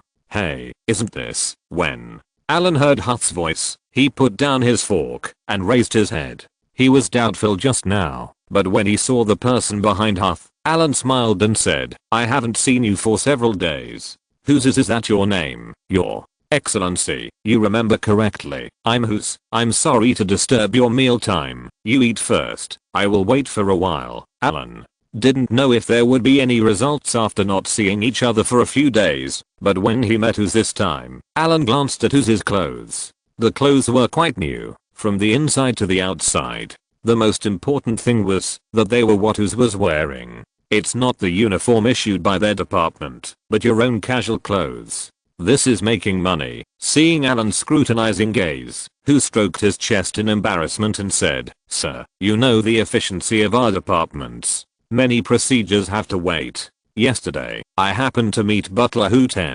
Come over and report the progress to you in person, and bring you a small gift by the way. Oh, a small gift? It makes me curious. I'm almost done eating. Come with me. Alan took the warm towel handed over by the maid and wiped his mouth. While standing up, he glanced at Hooter. Butler had met Alan's eyes, nodded to him, and glanced at Who's next to him. Seeing Hooter's expression, Alan felt confident. This was the encounter with Charles. It seemed that there was still progress on Who's side. He went to Charles to report the situation first, and then he happened to meet the same person. Huth, who sent evidence. Your Excellency, we captured a Korean man in London. After checking his information, we found that this man has a son named Jin Jae-young. I think you must be useful to this man, so this time I brought him over and handed him over to the Carmarthen police, along with his complete set of files. Chapter 39 Carmarthenshire. Haha. Okay, Whose, you are indeed a talent. You solved a little trouble for me. When he heard the name Jin Jae-young, Alan knew who it was. The boss of Jin's development group, Jin Jae-young's father originally. Alan didn't care about this kind of person, so what if he killed Jin Jae-young? This old guy still dares to come to him, but now that Whose has brought this person here, not only that, but also their files, which is very interesting point in this way. If Jin Jae-young and his father disappear in Carmarthen, it will be as if they have never been to this world in the future. And the whole of Great Britain will not be able to find any information about them. It's my honor to be able to help you a little bit. I have handed that man over to Rex. Sir, what do you think we should do with it? I can go back and have an explanation. After receiving Alan's praise, Whose did not dare to feel complacent and very humbly began to ask about the follow-up. The more Alan looked at Commissioner Whose, the more he liked him. Who said the British were stubborn and arrogant? Isn't this very moral and humble person? Haha. Let's do it now. We've just finished eating. Let's go find Rex together. I'll see how he's doing there. Alan, who had been staying at home for several days, suddenly became a little restless and wanted to go out and have some fun. Who tells Ioshit how to prepare the car. I'm going to the town. There are 3 towns in Carmarthenshire, namely Carmarthen Town, which is closest to Hill House Manor, Armandford, and the port city of Llanelli in the south. The county level units in the UK are theoretically considered provincial level units, but there are not many people in Wales as a whole. The total population is currently less than 3 million, and more than 85% of the population still mostly lives in East Area. Therefore, the entire Carmarthenshire has a total of just over 100,000 people. It is spread over 3 towns. As Llanelli is a port city, it has a relatively larger population. It's such a wide place, and if you walk further to the west, it's no exaggeration to say that the place is vast and sparsely populated. The entire town of Carmarthen is distributed in an east-west strip. It is a long town built on the river, and this river is the Towy River, the mother river of the Carmarthen people. The Hill family's manor is on the south bank of the Towy River, and Carmarthen town is on the north bank. The 2 places are separated by this natural geographical environment. The entire Carmarthen town is like a large undefended sheepfold, surrounded by the Hill family manor. It takes less than 10 minutes to drive from home to Carmarthen town. In the remote towns of Great Britain in this era, ordinary infrastructure was forgotten. There were not even street lights. The only thing that lit up the road were dozens of reflective road signs following this extremely ancient road into the city. Alan imagined the old earls of the Hill family, riding war horses, wearing military uniforms, and holding swords high, charging towards Carmarthen town with their servants. According to family records, the former town of Carmarthen had an extremely ancient history, and was known as the core area of Wales. But in core areas, large numbers of people can easily lead to trouble, such as rebellion. With the rebellion, it was the most exciting time for the Hill family. At this time, it was time for the Earl of Carmarthen to take action. All the way north, the horses advanced at a steady speed, and ran for about 10 minutes to warm up. The town of Carmarthen was right in front of them, and then a cavalry charge. These disobedient Welsh people should know how powerful the Hill family is. Anyway, it is said that in the 16th and 18th centuries, the population of Carmarthen town was still very dense, but no matter how dense it was, it could not withstand hundreds of years of killing. With such killings from generation to generation, no matter how unruly the Welsh people were, they had to succumb to the iron heel of the Earl of Carmarthen. It can be said that the remaining people in Carmarthenshire are all obedient and absolutely honest. The dishonest ones were all killed by successive Earls of Carmarthen. And this is also the reason why local nobles like Viscount Fox cannot get along with the Hill family. The Hill family is from England, and local nobles such as Viscount Fox are from Celtic ancestors. They are not of the same race, and are incompatible with each other. From Viscount Fox's point of view, I can't beat you, but I can hate you. As long as I don't rebel, you can't do anything to me. This time when Alan found an opportunity, he was ruthless when he came up, and it wasn't just because he wanted to establish his authority. Come on, stand still for me. At the entrance of the Carmarthen town police station, Rex saw the car lights from a distance, and began to call his men to line up. Although there were only 5 people with him, he could not lose his momentum. This was the first time that His Excellency Earl Alan came to inspect the work of their police station, and it was still during this time. As soon as he received the call from Butler Hut, he knew that the opportunity to perform had come. There was a gentle sound of braking, and 2 Bentley cars stopped steadily at the small entrance of the Carmarthen town police station. Rex jogged a few steps, and was about to help open the door. Another person, who was faster than him, had already gotten out of the car, and walked around in a small circle, to open the door for Alan in the back seat. Rex's heart tightened and he glanced at Commissioner Hughes, who had just arrived today, with some hostility. Thank you for your hard work, Your Excellency. I have to make a trip in person at this late hour. If you need anything, just give me a call. As soon as Alan's right foot touched the ground, he glanced at Hughes, who was helping open the door, and Rex, who was talking with his head lowered. He chuckled and looked up to see the police station in this town for the first time. The 4 people at the door, 2 thin guys, a fat guy, and an old guy, were divided into 2 rows. They seemed to have exhausted all their momentum, and they all held their heads high, like guards waiting for a viewpoint. It's just such a crooked configuration, which is a little unsatisfactory. Haha. I haven't been here before, so I'm a little curious.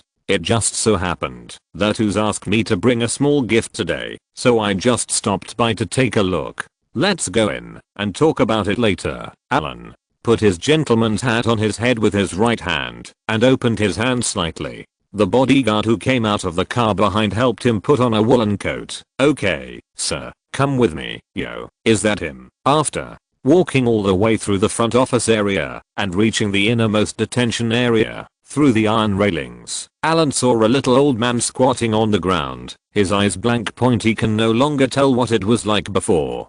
Who can tell, now that this man once controlled nearly 10% of London's pimp business? Hearing Alan's voice, the little old man in the iron cage rushed forward, grabbed the iron railing with both hands, stared at Alan and said, "Are you that Earl? Oh, you still know me, that old guy from Fox, said you are a loser and don't understand anything." Me seeing this old Korean guy who seemed to be risking his life, he didn't even care to call him. Alan approached the iron railing with interest, lowered his head, and looked at this guy for a long time and said, "Pull him out, and that Jin Zaeyang, too. Come out and find a small table. I want to play something interesting." Chapter 40. I never said I would spare you. After not seeing each other for just a few days, Jin Zaeyang looked pale and depressed, but the only thing was that he was not disfigured. Rex was very measured in his actions.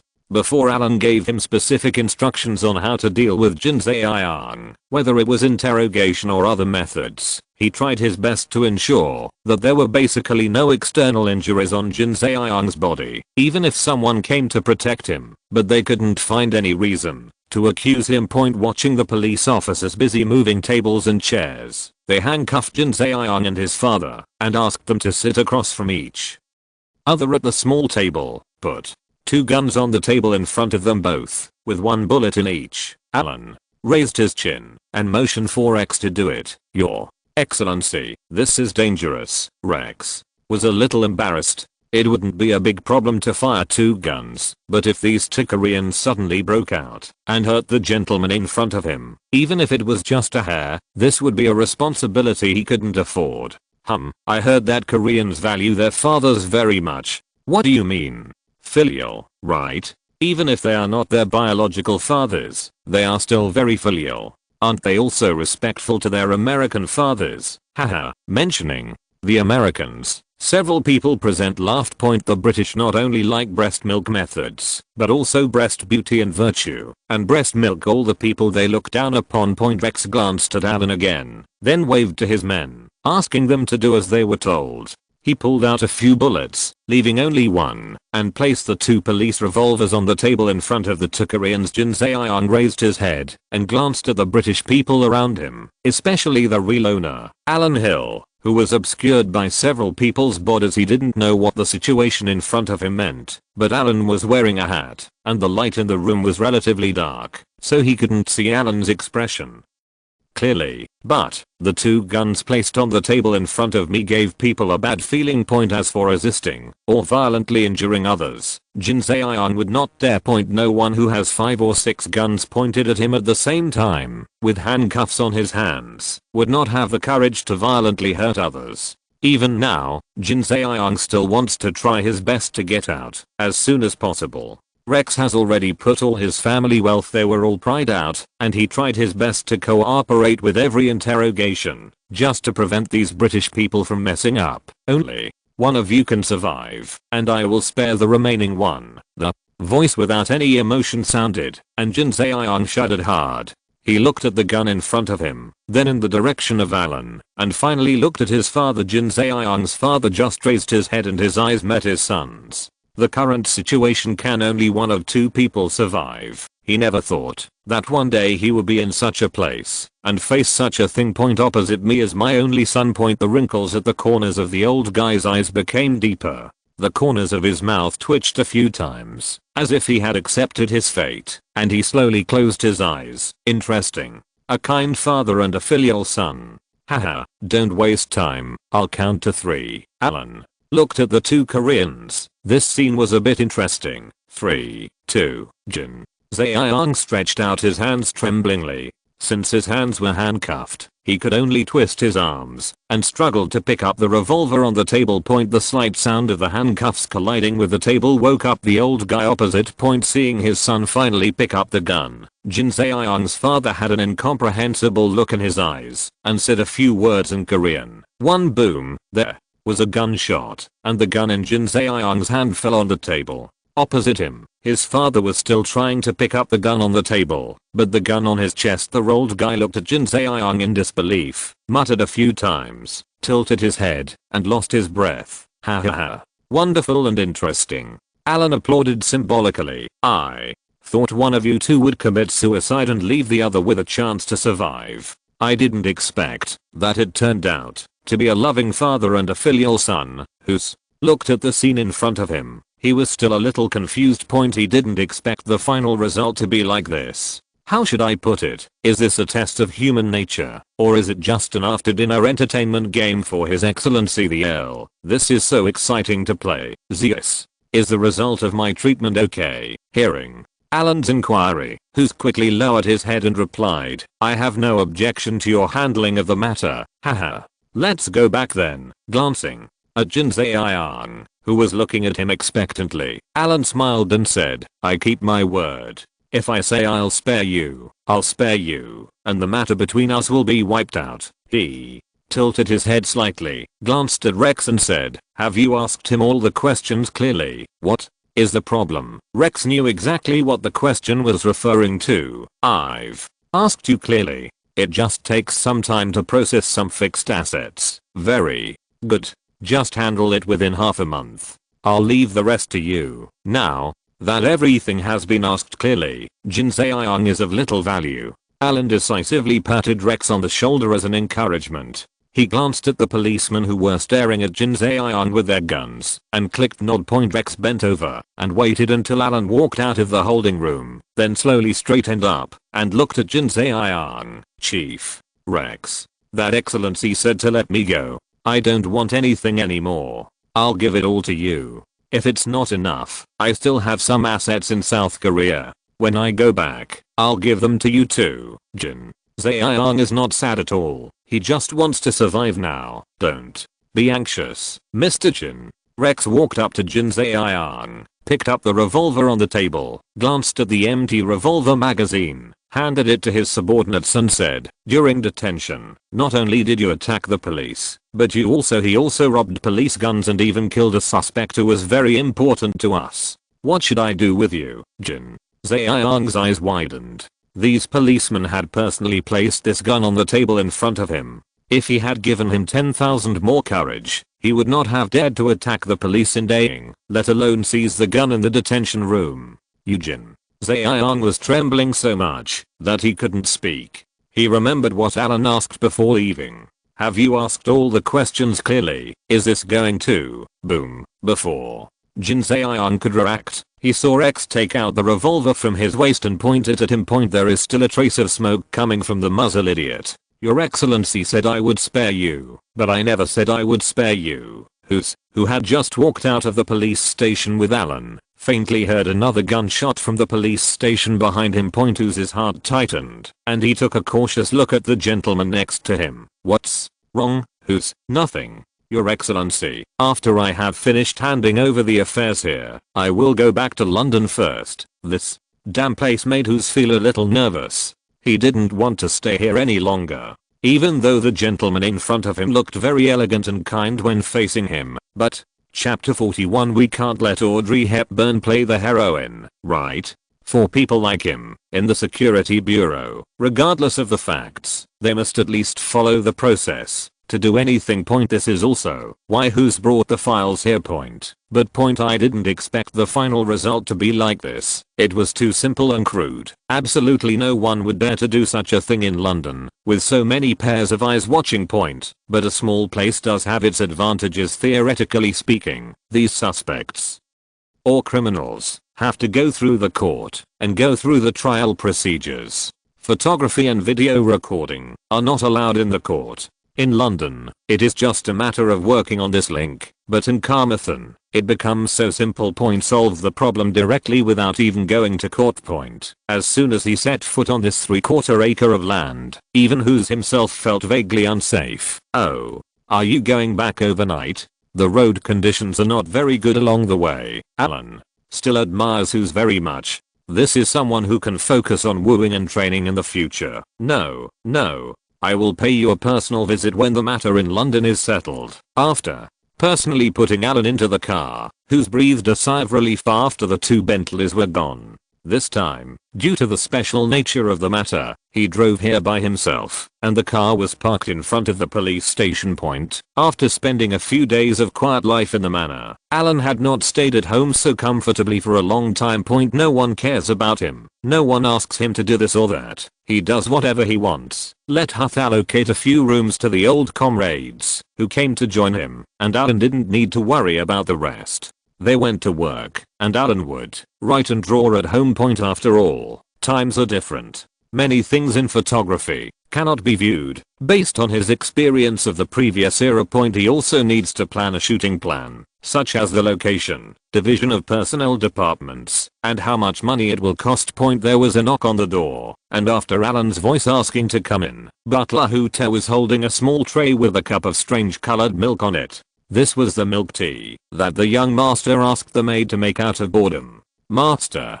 Syphis asked to see you, and I brought him up directly. Oh. Alan put down his pen and saw the cup of milk tea at first sight. York went to find a Chinese cook. After being out for so many days, this loser never found a good candidate. Alan could only reluctantly instruct the maid to cook something by himself. Gizmus, let me taste it first. He picked up the milk tea and took a sip. Vomit. Why? Put so much sugar in it. Do it again. Do it again.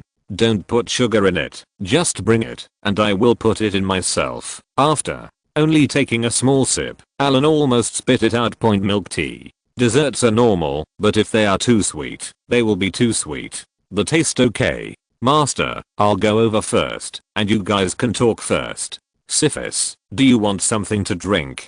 Give me a cup of black tea. When Syphis saw Hud and asked him, he quickly said a drink to follow the crowd. Okay, it's the crew ready. It had only been a few days, and Alan thought Syphis was so efficient. Your Excellency, the crew is still in preparation. This time Syphis glanced at Alan and said a little embarrassedly, it's about the actors, and you need to make a decision. Actor?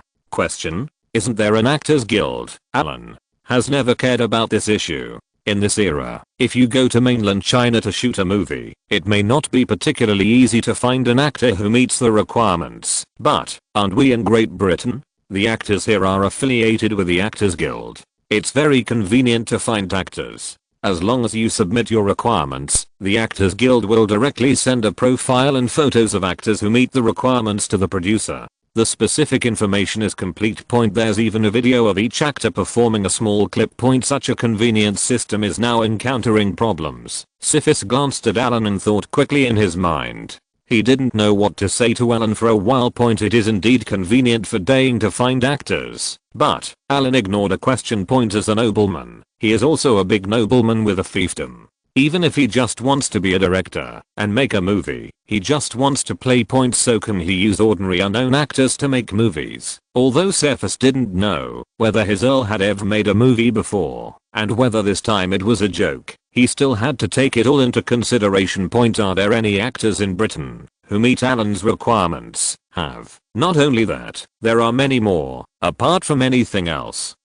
Audrey Hepburn, who is now famous all over the world, is only 57 years old. In every aspect, she is more in line with the setting of the heroine this time. She can be regarded as the ceiling of the British actress industry.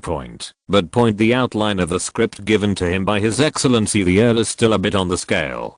Do you really want to find Audrey Hepburn to play the role? Theoretically speaking, if I ask you to write a letter of invitation in person, it may be difficult for the other party to refuse. But that's just in theory. Ms. Hepburn is now older and is said to be in poor health. In addition, she still has so many fans around the world. Syphis thinks it's unreliable. Even if she thinks about it, the others are all stinky fish and shrimps with no reputation, or they are too young and do not fit the image of the heroine. It can't be set so that the heroine is a widow in her 20s, right? Your Excellency, we have no shortage of actors. There are no actresses who meet your requirements and have good acting skills. Syphis was too embarrassed to express his concern so bluntly, so he could only tell Alan that he didn't. Alan was stunned and said, "There's not even an actress who meets my requirements?" Is Daying already so depressed now? What does the Actors Guild do for a living? Syphis shrugged, spread his hands and said, "Your Excellency, it is true that there is not." Then, where should I find actors? We have already started preparations, and now you are telling me that you can't even choose a female lead. It was the first time Alan encountered this kind of thing, and he didn't react for a moment. He had never lacked actors before. He only lacked sincere actors. So many sisters. When he used to be a director, those sisters were very sincere and would often talk to him all night long. They were not like Dying now. This was too rubbish, sir. Most of the actors in our country are soap opera actors. We can go to foreign countries to find those who meet your requirements. These young actors in our country cannot do that." Syphis pointed in one direction. Alan slowly turned his head following Syphis's finger. "America, yes. Their entertainment industry is developed there, and there are a large number of actors from all over the world gathered in Hollywood. You can pick out all kinds of actors." Seeing that His Excellency finally reacted, Syphis breathed a sigh of relief. "Hollywood? We don't have anyone there either." Alan slowly tapped the table with his right hand in confusion. He had to go so far to find an actor. Hollywood? Huh? No. Hollywood is in Los Angeles, right? If you're listening to this novel on a channel other than Fanfic World, it means they downloaded and uploaded it without effort. We cordially invite you to visit our channel, Mundo Fanfic Novelos. There you'll find the original version of this story, and you can explore many other novels of various genres. We're waiting for you to immerse yourself in a world of incredible novels. Chapter 42. Hasn't this opportunity come? Well, yes, it's in Los Angeles, on the west coast of America. Thinking that Alan didn't know about places like the United States, Syphis turned around and saw an old-fashioned globe on the bookshelf. He moved the globe and pointed out the location of Los Angeles to Alan on the globe. Los Angeles, Alan remembered. Wasn't this the place where old Cole went to escape? He knew about Hollywood, but he didn't remember for a moment that Hollywood was in Los Angeles. Isn't this a coincidence? Like this? I'll write you an address.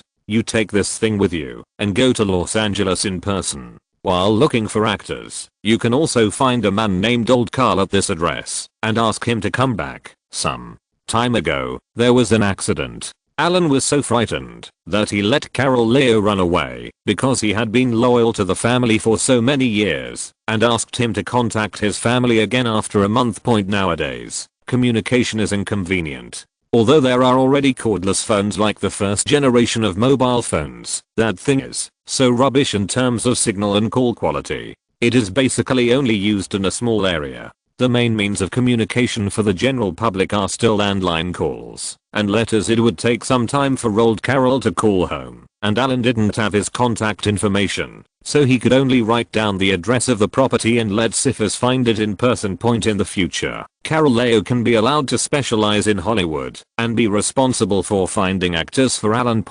Although he looks down on the United States, that doesn't stop Alan from poaching others. Thinking of this, Alan stopped moving his hands, frowned and glanced at Syphis and asked, "We in Great Britain, why are the film and television industries so weak now? Are actors so hard to find?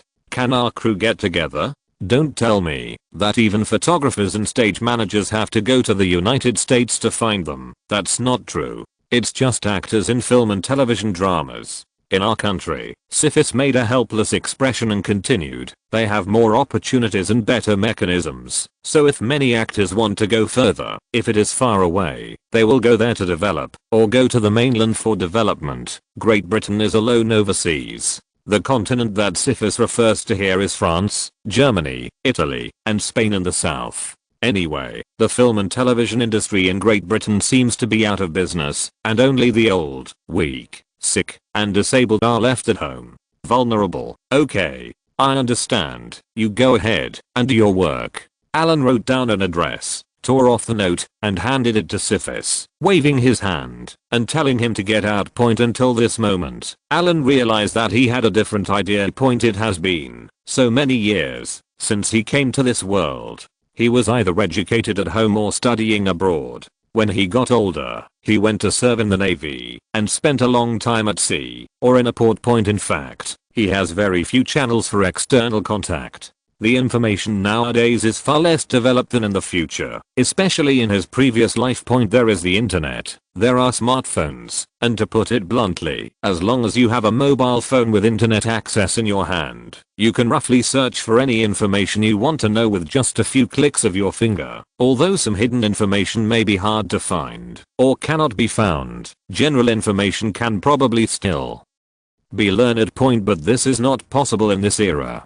Nowadays, information dissemination is mainly based on paper media and uses television and radio as channels. Even when watching TV, it is mainly composed of various junk programs and junk advertisements. Some paid subscription channels are professional and fixed classified programs. Apart from these, if you want to know the specific information of a certain industry, you can only go to the library to check it. Information. This brings about a consequence. There are gaps, delays, and limitations in information. In the past, Alan didn't go out of his way to learn about this aspect of the film and television industry. Anyway, he didn't care at the time. But now that he is interested in digging into this industry, he can collect information on this aspect. Apart from anything else, could this place be exactly the same as my original world? As long as there is a little difference, even if he doesn't have a golden finger now, can he be a copywriter or something like that, let alone reproductions? As long as he remembers the general plot and creativity, he can tinker with many future IPs, such as gold mines, such as Batman, Spider-Man, and Iron Man. This kind of American will is neither white nor smooth. You can't rush. Taking a deep breath, Alan slowly calmed down. This kind of thing cannot be rushed. Picking up the manuscript paper, Alan tried hard to recall the famous and influential IPs he could think of, and recorded them on the paper one by one. Some movies should have been made, some may not have been made yet, and some may only have comics that have not been adapted into movies. The time is so confusing that I can't remember it at the moment, but now I just need to clarify my ideas and write a rough outline, the title of the play and a rough synopsis of the story, and then you can ask the people below to first go to the domestic film and television trade unions to check whether there are any records and information in this regard. The next step is to go to the United States to check again. If it already exists, then let's not talk about it. As long as there is nothing that is not available now, he will not make it. He will let his screenwriters come up with the script and the title first to seize the opportunity. If anyone in Hollywood dares to make the same type of film, he will sue them. Plagiarism. A few days later, Los Angeles. Hollywood Screen Actors Guild headquarters. The white multi-story office building has a very simple design with long strips of green glass. The entire office building looks like two matchboxes very close to each other. The most eye-catching part of the protruding part on the side of the building is a black sign several meters high decorated on the building. An abstract logo of a man in a tuxedo holding a trophy aloft in his right hand, with the name of the Screen Actors Guild underneath. Kaani walked in front with a somewhat nervous expression, followed by a well-dressed middle-aged man carrying a briefcase. The middle-aged man smiled and looked left and right along the way, as if he was extremely curious about the interior of the Screen Actors Guild's office. Sir, here we are. This is the director's office. Kaani stood in front of an office that was tightly closed with blinds, turned around and reminded him softly, "Thank you, Kaani. Please knock on the door. I think Mr. Director will welcome my visit." Kaani listened to the middle-aged man's words without comment. In the actor industry, or in the entire film and television industry, no one likes to deal with lawyers, let alone the lawyer in front of him who doesn't know his purpose. He feels that this lawyer seems a bit arrogant and a little bit. The one who comes is not good. Bang. Bang bang, Karaoni's knock on the door sounded, and suddenly there was the sound of a teacup falling in the office, as well as a low roar, accompanied by a slight female moan. The middle-aged man smiled, as if he was used to it. He met Karaoni's eyes and said, "It's okay. I understand. Maybe the director is inspecting the actress's acting skills. There's no rush." Chapter 43. What the hell is this request? At this time, early in the morning, outsiders came to visit again, without making an appointment, or notifying me in advance, and they even got caught doing it. This scene made Karaoni very embarrassed. After staring at the invisible glass window for 2 minutes, Karaoni finally heard the sound of the office lock turning. Click. The first person to come out was a woman with wavy permed hair. The lady lowered her head, as if she had just discovered someone standing outside the door. She smiled and nodded to Karaoni, then glanced at the middle-aged man next to him and nodded, and then turned away. Just left as if nothing happened. Ahem. Cough, cough. Karaoni coughed twice, knocked twice and said, "Director, Lawyer Curry wants to see you. Do you have an appointment?" What kind of lawyer doesn't know the rules so well? The voice in the office was still high-pitched at first, but as a middle-aged man named Corey appeared at the door of the office, the director's voice suddenly stopped.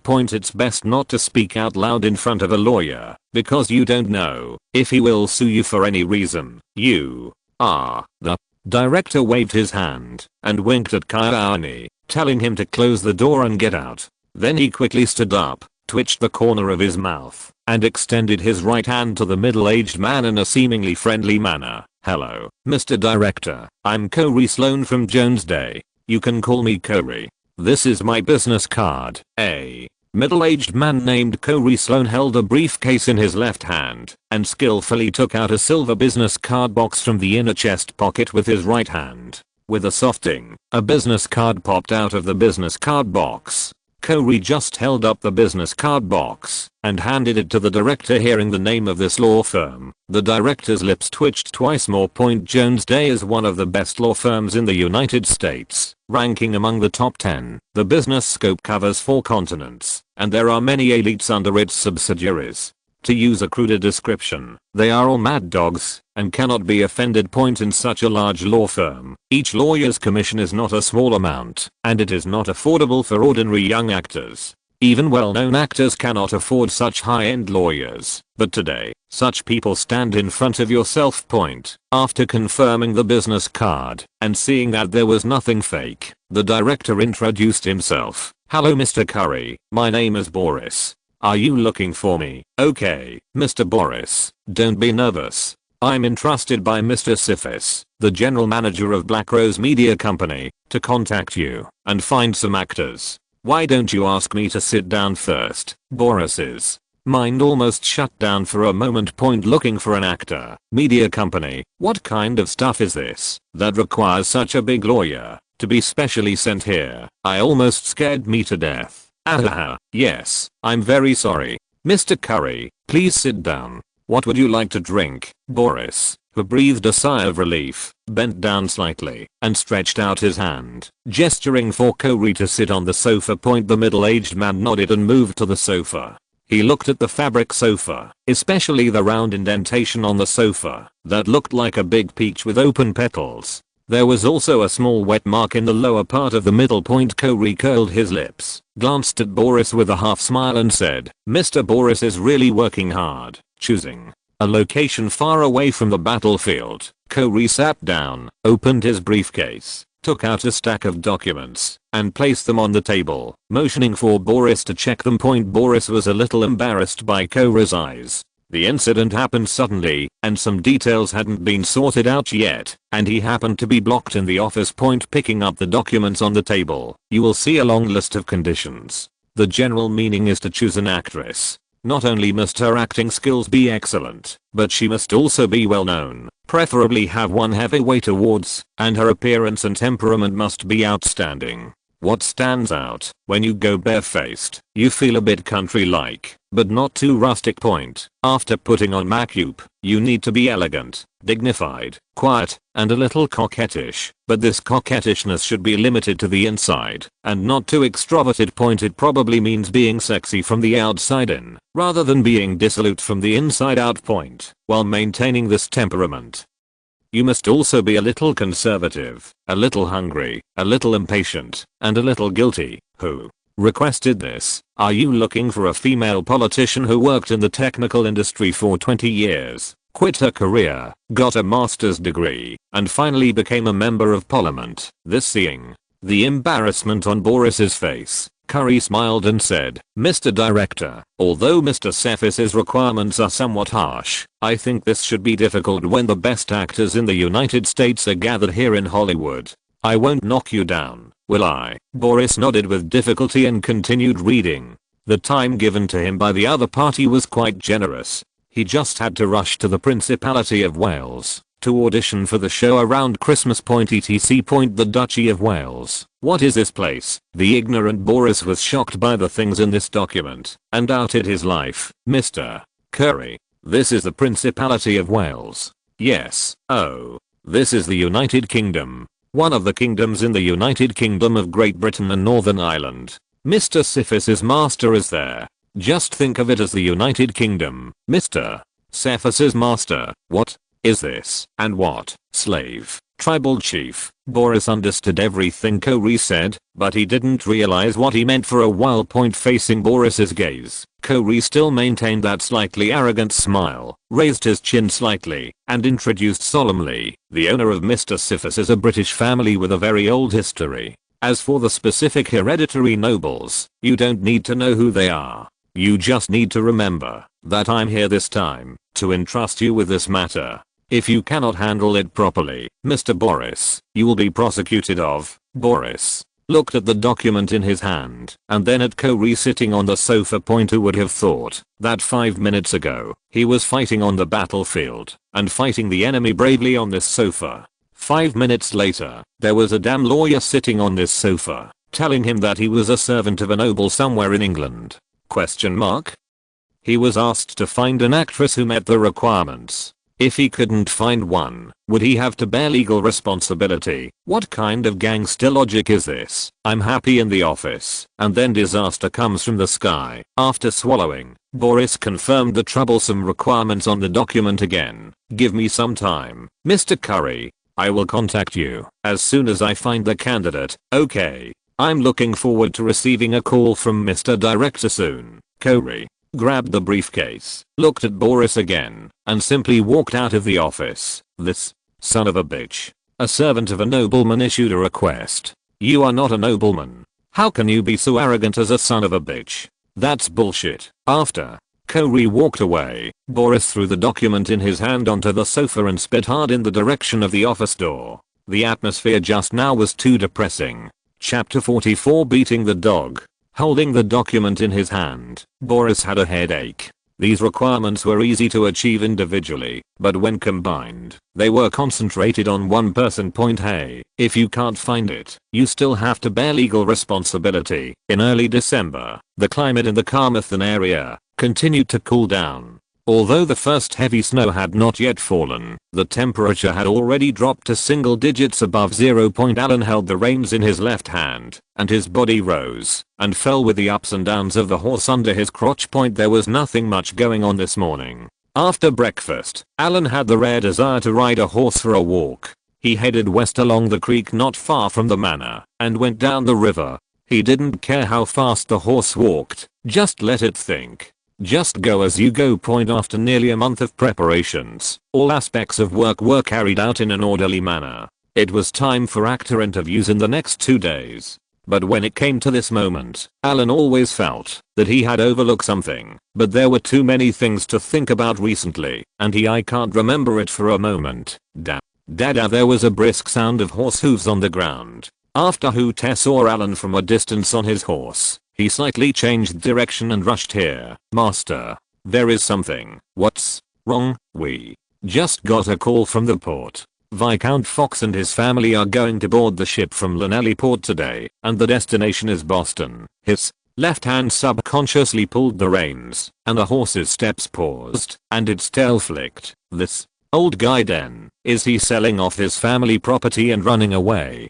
Who's didn't tell me that? Alan never expected that. Who's had not even sent him any benefits. In just 1 month, Fox would actually sneak away like this. Are you too embarrassed to hang out in Wales? And are you ready to go to the United States? But there's no good way for you to go. Must you go to Llanelli? Don't you know whose territory that is? What time do they ship? When something like this happened, of course Alan had to join in the fun, help out, and see off the old Viscount. Hooter looked at his watch and said, "Master, they still have 2 hours and 20 minutes before they can board the ship. If you want to go, do you need to notify the port to detain them?" "No. You're a guest from afar. Let's go back. I want to take a shower first, and then meet this old guy." The port of Llanelli is no different from what it was 2 months ago. In such a remote area, development has almost come to a standstill. In addition, this port is originally a small port, and there are not many shipping ships passing by. The dock looks very deserted. Viscount Fox is over 70 years old and has a full head of white hair. The half-long white hair is combed back and tied into a small braid point. There are wrinkles and grooves on his face, and his chin protrudes slightly forward, with an air of calmness and self-importance. Looking at the cold dock and the more than 20 families around him, he stubbornly stayed on this land even during the war more than 70 years. He has lived in this land, where he was born and raised, for more than 70 years. He never thought that he would be reduced to this situation. Now that he was not safe, his request to see His Highness came to nothing. He, a dignified viscount, could not even meet His Highness's request. He was chased like a dog, and several businesses in his family were bankrupt. He knew the secrets here, and the other party was well prepared, but he couldn't resist. Now he could only rush to sell off the assets that could be sold before the other party took action. Even the old manor at home was sold at a low price, and only then a sum of funds was raised. "Master, look." Steward Nesri leaned on a crutch and came to Fox's side, pointing in the distance. Fox's eyes were not yet dim. He looked in the direction Nesri pointed and saw 2 cars driving towards this direction. In just tens of seconds, the car approached. Fox stared at the familiar model and license plate number, twitched the corner of his mouth, and murmured, "Is that Alan here? It should be him. Ha ha ha. Viscount Fox, I heard that you were waiting for the boat here early in the morning. Why don't you give me a call and let me do my best as a landlord today?" Alan rarely wore a full set of equipment, a woolen coat, a top hat, and a civilized stick in his hand. Compared with the slightly down and out Viscount Fox, Alan now looks more like a decadent aristocratic lord. Looking at the path that the Fox family had made way for, Alan was not even interested in looking at them. All he could see now was the white-haired Viscount Fox opposite him, who was dressed like an elderly artist. "How dare you trouble your lordship?" Fox stared at Alan expressionlessly. His knowledge of Alan was limited to limited legends, but now through the butler's description, this Alan is very different from the description in the previous legends. Although this guy looks young, they have the same fierceness as the Hill family. "What's the trouble?" "No trouble. You're leaving. If I don't come to see you, what if you die on the road? Then I won't be able to see you one last time." Alan was smiling, but he was saying the most vicious words. In Great Britain, even if a noble commits a crime, he cannot die. This is a rule that even he cannot change. But older people, you can be angry with him. What if he can't take a breath and is angry to death? Alan, you, before Viscount Fox could speak, Butler Nesri, who was standing next to him, raised his left hand and pointed at Alan with an angry face. He wanted to say the second half of the sentence, but dared not say it. The smile on Alan's face quickly disappeared, and he turned around with an expressionless expression, as if he had just discovered Nesri. He suddenly pulled out the civilization stick he was holding in his left hand with his right hand, flicked it with the handle, and hit the stick hard. Hit Nesri on the head. Boom. Ah, clang. All This happened too fast. The muffled sound of the civilized stick hitting Nesra's head, Nesra's screams, and the sound of the crutches hitting the ground after he fell were all intertwined.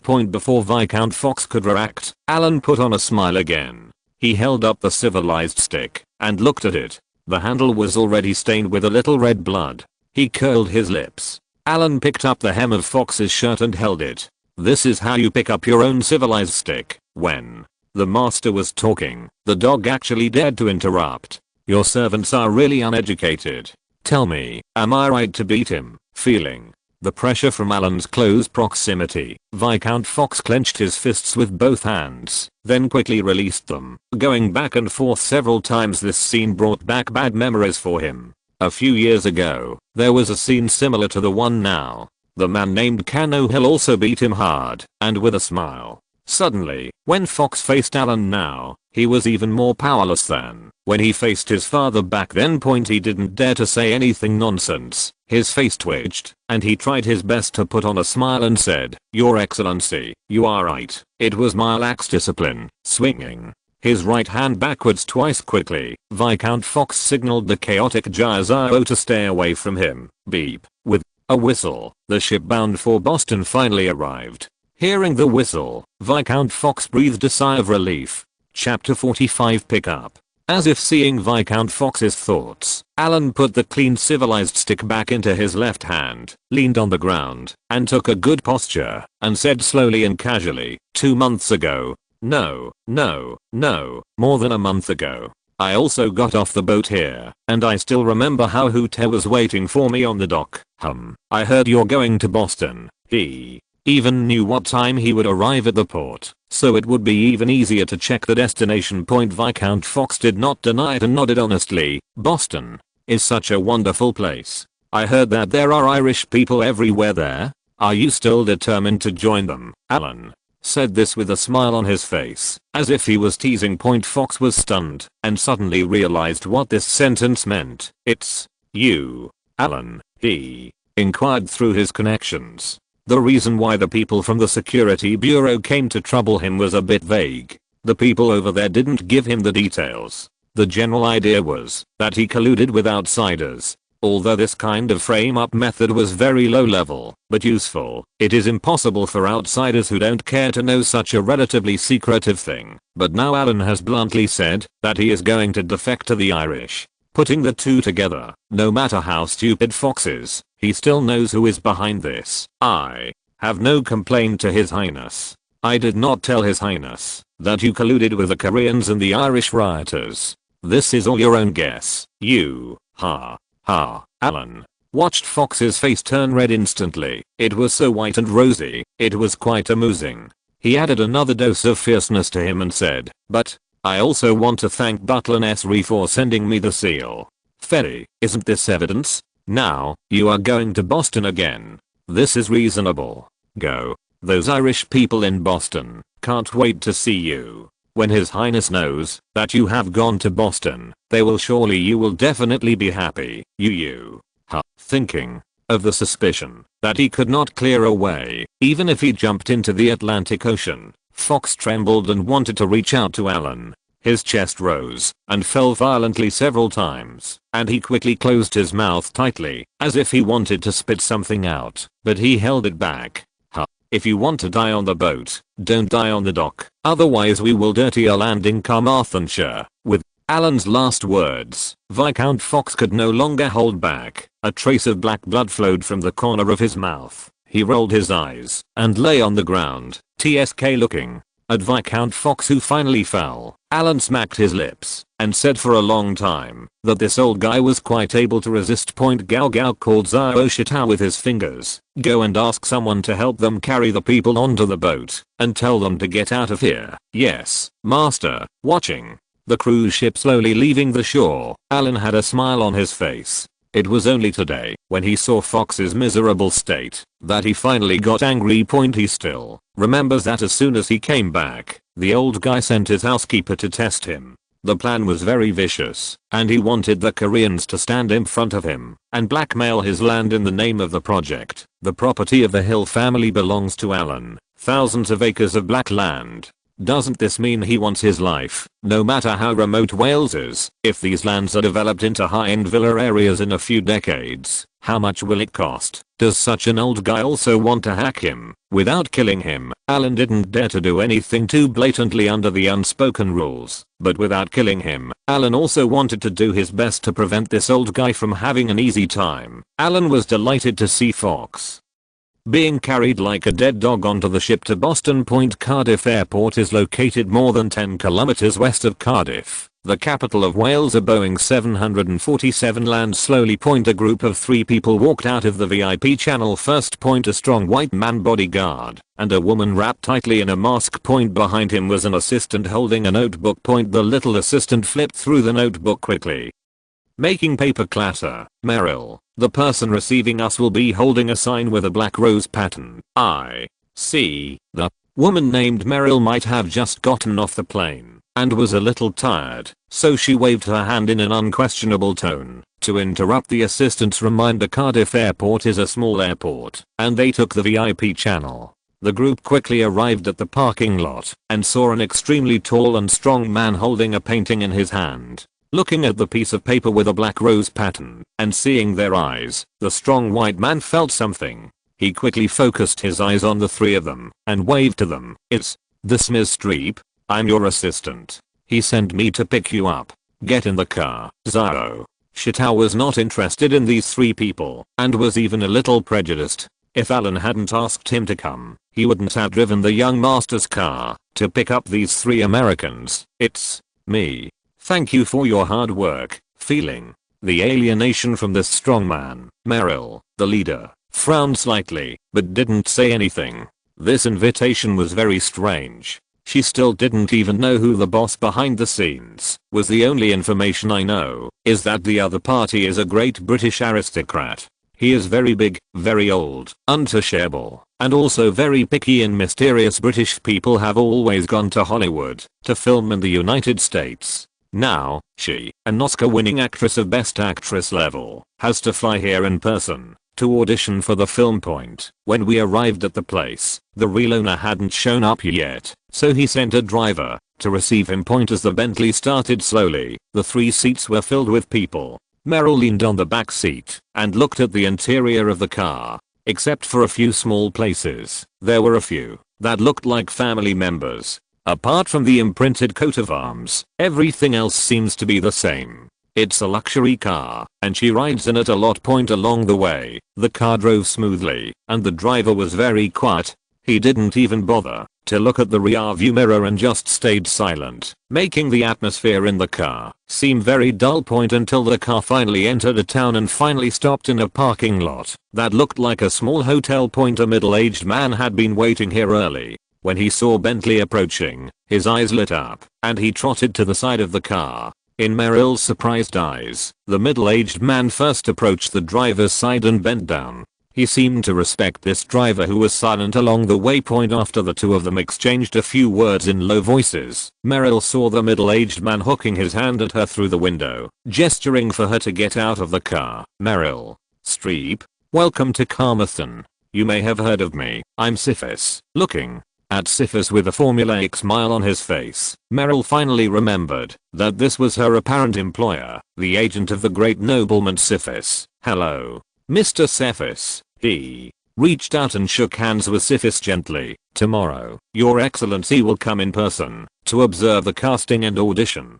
You should have a good night's rest first to adjust." Chapter 46 Parliament. Overall, Syphis is quite satisfied with the middle-aged actress in front of her. Meryl Streep is 37 years old. It is considered to be at the stage where the charm is still there. In terms of honors, let's not talk about other smaller awards. The slightly heavier awards, such as the American TV Golden Globe Award, Best Actress and Best Supporting Actress, have all been won. The Academy Awards, starting in 1979, have been nominated for a total of 6 times until this year, and won twice, respectively, for Best Actress and Best Supporting Actress. These many honors alone are very much in line with the requirements of his young master. As for appearance, Meryl has not yet achieved that kind of eye-catching visual effect. She is an attractive type. In Syphis's view, her appearance is a little more average. As long as she has a good figure and relies on post-macup, she can completely meet the young master's description of the heroine's coquettishness from the outside to the inside. The lawyer working in the United States was very good at selecting actors. The money was not wasted. Early the next morning, Alan didn't bother to go to the actor's audition, but took the bus to Cardiff early. He left home at around 7 in the morning, groggy, and the weather was not good along the way. Alan was half asleep until the sound of small stones came. "Master, we are here because Wales has a small population, and after so many years of governance, the people here are very honest. Therefore, the British governance method for them is not like that of Scotland or Northern Ireland, which has great autonomy. Wales now even has its own parliament. No point except for some autonomy in style. England has to listen to England on other matters. However, a pseudo-parliamentary method has been developed, which meets daily in Cardiff, the capital of Wales, and then submits the discussion results or demands of the meeting to London, and then waits for a viewpoint. It has some governance rights, but not much point. It is the predecessor and prototype of the regional parliament.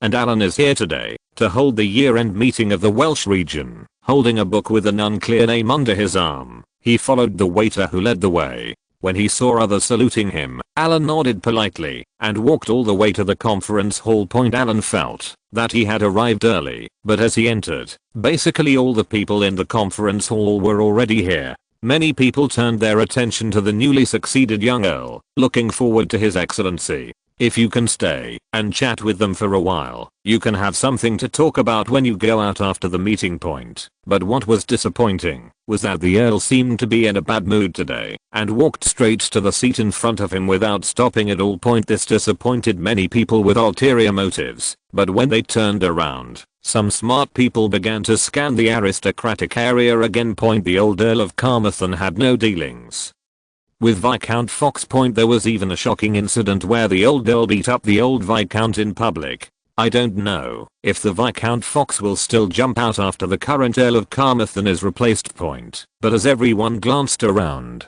they were disappointed to find that Viscount Fox didn't seem to come to today's meeting. Quiet, bang, bang, bang, quiet, on the conference stage. Mr. Speaker, the host of the conference sent from London, banged the gavel in his hand. Now that everyone is here, let's start the meeting quickly, holding his chin with his left hand, just like he did when he was in school. Alan listened in a daze as the surroundings gradually quieted down. As the meeting officially began, the noise slowly rose again, and then got louder and louder, until it made him noisy. Can't sleep, he raised his hand, and looked at his watch. It had been almost 2 hours since he arrived in the conference room. Just because of a broken road, this group of people had been arguing for 2 hours, but still had no result. Boom. Fuck. Shut up. The first time such a meeting was held, it almost made Alan doubt his life. Did he come here early in the morning, just to listen to these people arguing? No wonder Dad was in a bad mood every time he came to a meeting. Now he feels the same way. It's a broken road. If you have money, you'll repair it. If you don't have money, don't repair it. Why make a fuss? These two fucking old guys are bitching. Get out if they keep making noise. Alan grabbed the book in his hand and slammed it on the table. After the noise attracted everyone's attention, he pointed at the two congressmen who were bickering and cursed. Following Alan's scolding, the entire conference hall fell silent. Some people who were watching the excitement were already looking forward to the new earl making big news, such as beating up a member of parliament in front of the hall or something. The two congressmen who were scolded by Alan looked at Alan blankly, not even daring to explain. This is the first time Alan has come to such a meeting. These old guys haven't figured out his temper yet. Who knows if he will be as violent as the old earl and beat him if he doesn't like him. Against this kind of hog meat, all the beatings you get are in vain. The speaker from London looked at Alan, curled his lips, and didn't care about what was going on in the audience, just letting them stand there awkwardly. You stop looking, it's you. Come here. Seeing that the two cowards did not dare to speak, Alan curled his lips and had no energy to care about them. He glanced at the conference table below and stared at the nameplate on the table in front of a person for a long time before confirming that this person was the person in charge of the money. Raised his finger at him and asked him to come over like a waiter. The congressman who was called by Alan who was regarded as the financial commissioner, first pointed at himself and then slowly came to the table in the first row under the stage under Alan's confirming eyes. This oval-shaped table surrounding the conference table is relatively high from the ground and arranged in a ladder-like manner. The financial specialist stood in front of Alan's table, with his chest just level with the table. "Your Excellency, do you have any suggestions?" Alan opened the book and took out a folded piece of draft paper. After unfolding the paper and scanning the content, he threw it to the financial specialist in front of him and said, "Look clearly, this is Carmarthen Town. The hospital needs funds to update equipment next year. Now, there is still half a month before Christmas. After Christmas, if I don't see the funds arriving." After opening his right hand and making a twisting gesture, Alan continued in a deep voice, "When the money is no longer visible, I will twist off your head and play it as a ball." The financial specialist looked at the manuscript paper in his hand. There were more than a dozen kinds of testing equipment densely listed, with a total value of more than £200,000. The entire town of Carmarthen is just a small town larger than a village. Does a town hospital need to use so many testing equipment? Is this reasonable? Who is confused? And with the friendly threatening voice of His Excellency the Earl, came to my ears. This question was quickly self-denied by the financial commissioner. Carmarthen Town is adjacent to the Earl's Manor, and it is completely reasonable for the hospital to have slightly more testing equipment than 100 million points. After all, money belongs to taxpayers. It is taken from the people and used by the people. Chapter 47. A bunch of trash. Well, how are you having trouble? No, it's not just that the format of your plan is wrong. I'll rewrite it for you when I get back. The financial commissioner shook his head. It didn't matter whether they passed such a plan. Anyway, as long as it was a proposal given by the Earl, it would definitely be reported. When it comes to London, it is estimated that this plan will be passed with a high probability. Okay. My business is done. You can continue arguing. I'm leaving first. This kind of informal meeting will be noisy all day long, like a vegetable market. He was too lazy to waste time in meetings with them like playing house. There was an actor audition in the afternoon, and he had to rush back to watch the fun crash when Alan came. Some people might not have noticed that he had just sat down in his seat, but now that he heard that he was leaving, the congressman within a few rows around him quickly stood up, including the speaker on the stage. He also quickly got up. As the person with the highest title in this conference hall, you still need to have this respect before leaving. Sir, please walk slowly. Your Excellency, I am, your mightiness. After nodding to the surrounding barons and viscounts, Alan didn't bother to pay attention to the other stinkers across Wales. As was in Stilly's, he can go sideways, as long as there is no external pressure. At the entrance of the Carmarthen Town Hotel, before getting off the car, Alan hesitated for a moment, then turned around and picked up a newspaper on the back seat, before getting off the car again, accompanied by Xiao. The two of them were wrapped in down jackets, very low-key. Walk into the audition venue booked by this theater crew. Looking at the actors waiting for auditions in the corridor on the third floor, there was a chaotic formation. Alan frowned, and small stones were pushed in front of him to clear the way. Alan raised his collar to slightly cover his face, and the two of them walked to the door of the audition room with great effort. When the employees outside the door saw Xiao's iconic figure, they knew who was coming, and quickly opened the door to let them in. As soon as you walk into the audition room, it is a small suite. Next to the door is the bathroom. Inside is a small living room, and there is a small bedroom on the left side at the end. This kind of hotel room is considered a luxury suite in Carmarthen, a town with a small population. Syphis was instructing several employees to sort out information. When he saw Alan entering the door, he hurriedly took 2 steps. "Master, why are you here so early?" "I had a meeting and came directly here." "Why was it such a mess?" Seeing the busy employees in front of him, Alan was a little unhappy. This bunch of second-rate foreigners usually feel like they can do things just fine, but when the critical moment comes, they fall out of control.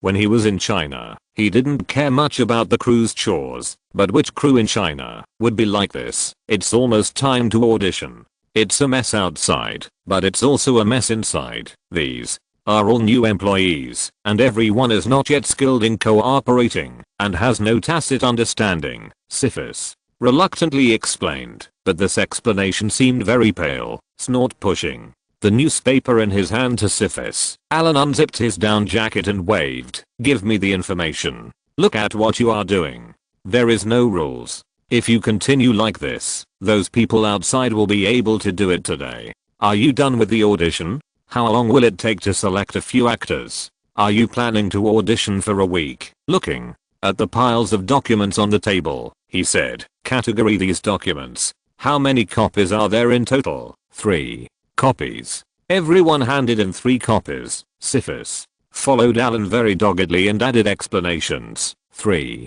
copies. Why don't you divide them up quickly? Make a sorting number on each piece of information. Divide it into 3 parts. Let the people outside the door take 1 part and ask the people outside to line up in order. Keep quiet. It's like a mess. What does it look like? If you are dishonest, I will kick you out and you won't have to audition. Originally, he was planning to observe how auditions work in the traditional British film and television industry. Now that he has arrived, Alan has no time to watch the excitement and can only do it himself. It has been almost a month of preparation, and the filming of the movie has not even started yet. Efficiency, it's really bad. They're just a bunch of trash. Damn. Argendeo sat in the main seat, and SYNOPSIS handed the compiled information to Alan, waiting for him to arrange the next step. "What are you doing standing still? Call someone. Come in number 1. After picking up the first resume, before Alan could examine it carefully, the audition actors were called in. Looking at the appearance of the visitor, Alan frowned and said, "Okay, you don't need to audition anymore. Go out." The black man who had just entered the room was stunned. He didn't understand what was going on. He looked at Alan and then at a few other people. "You fucking show me what he looks like. What I want is a black man. The black and shiny one. I don't want the chocolate shaped one. Look at this man. There are such white black men in Gambia."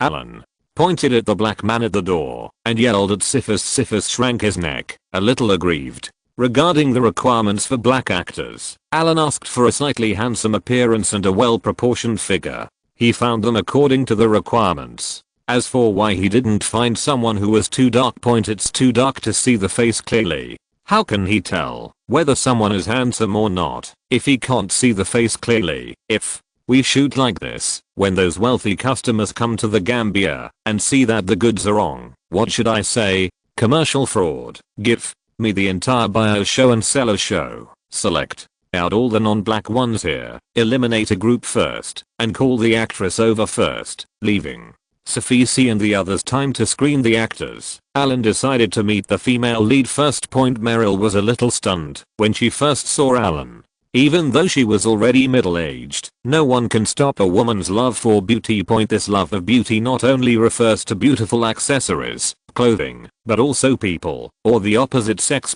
He didn't know Alan's identity yet, but his first impression was that the young man in front of him was very good looking, but his expressionless face looked a little angry. "Meryl, it's me."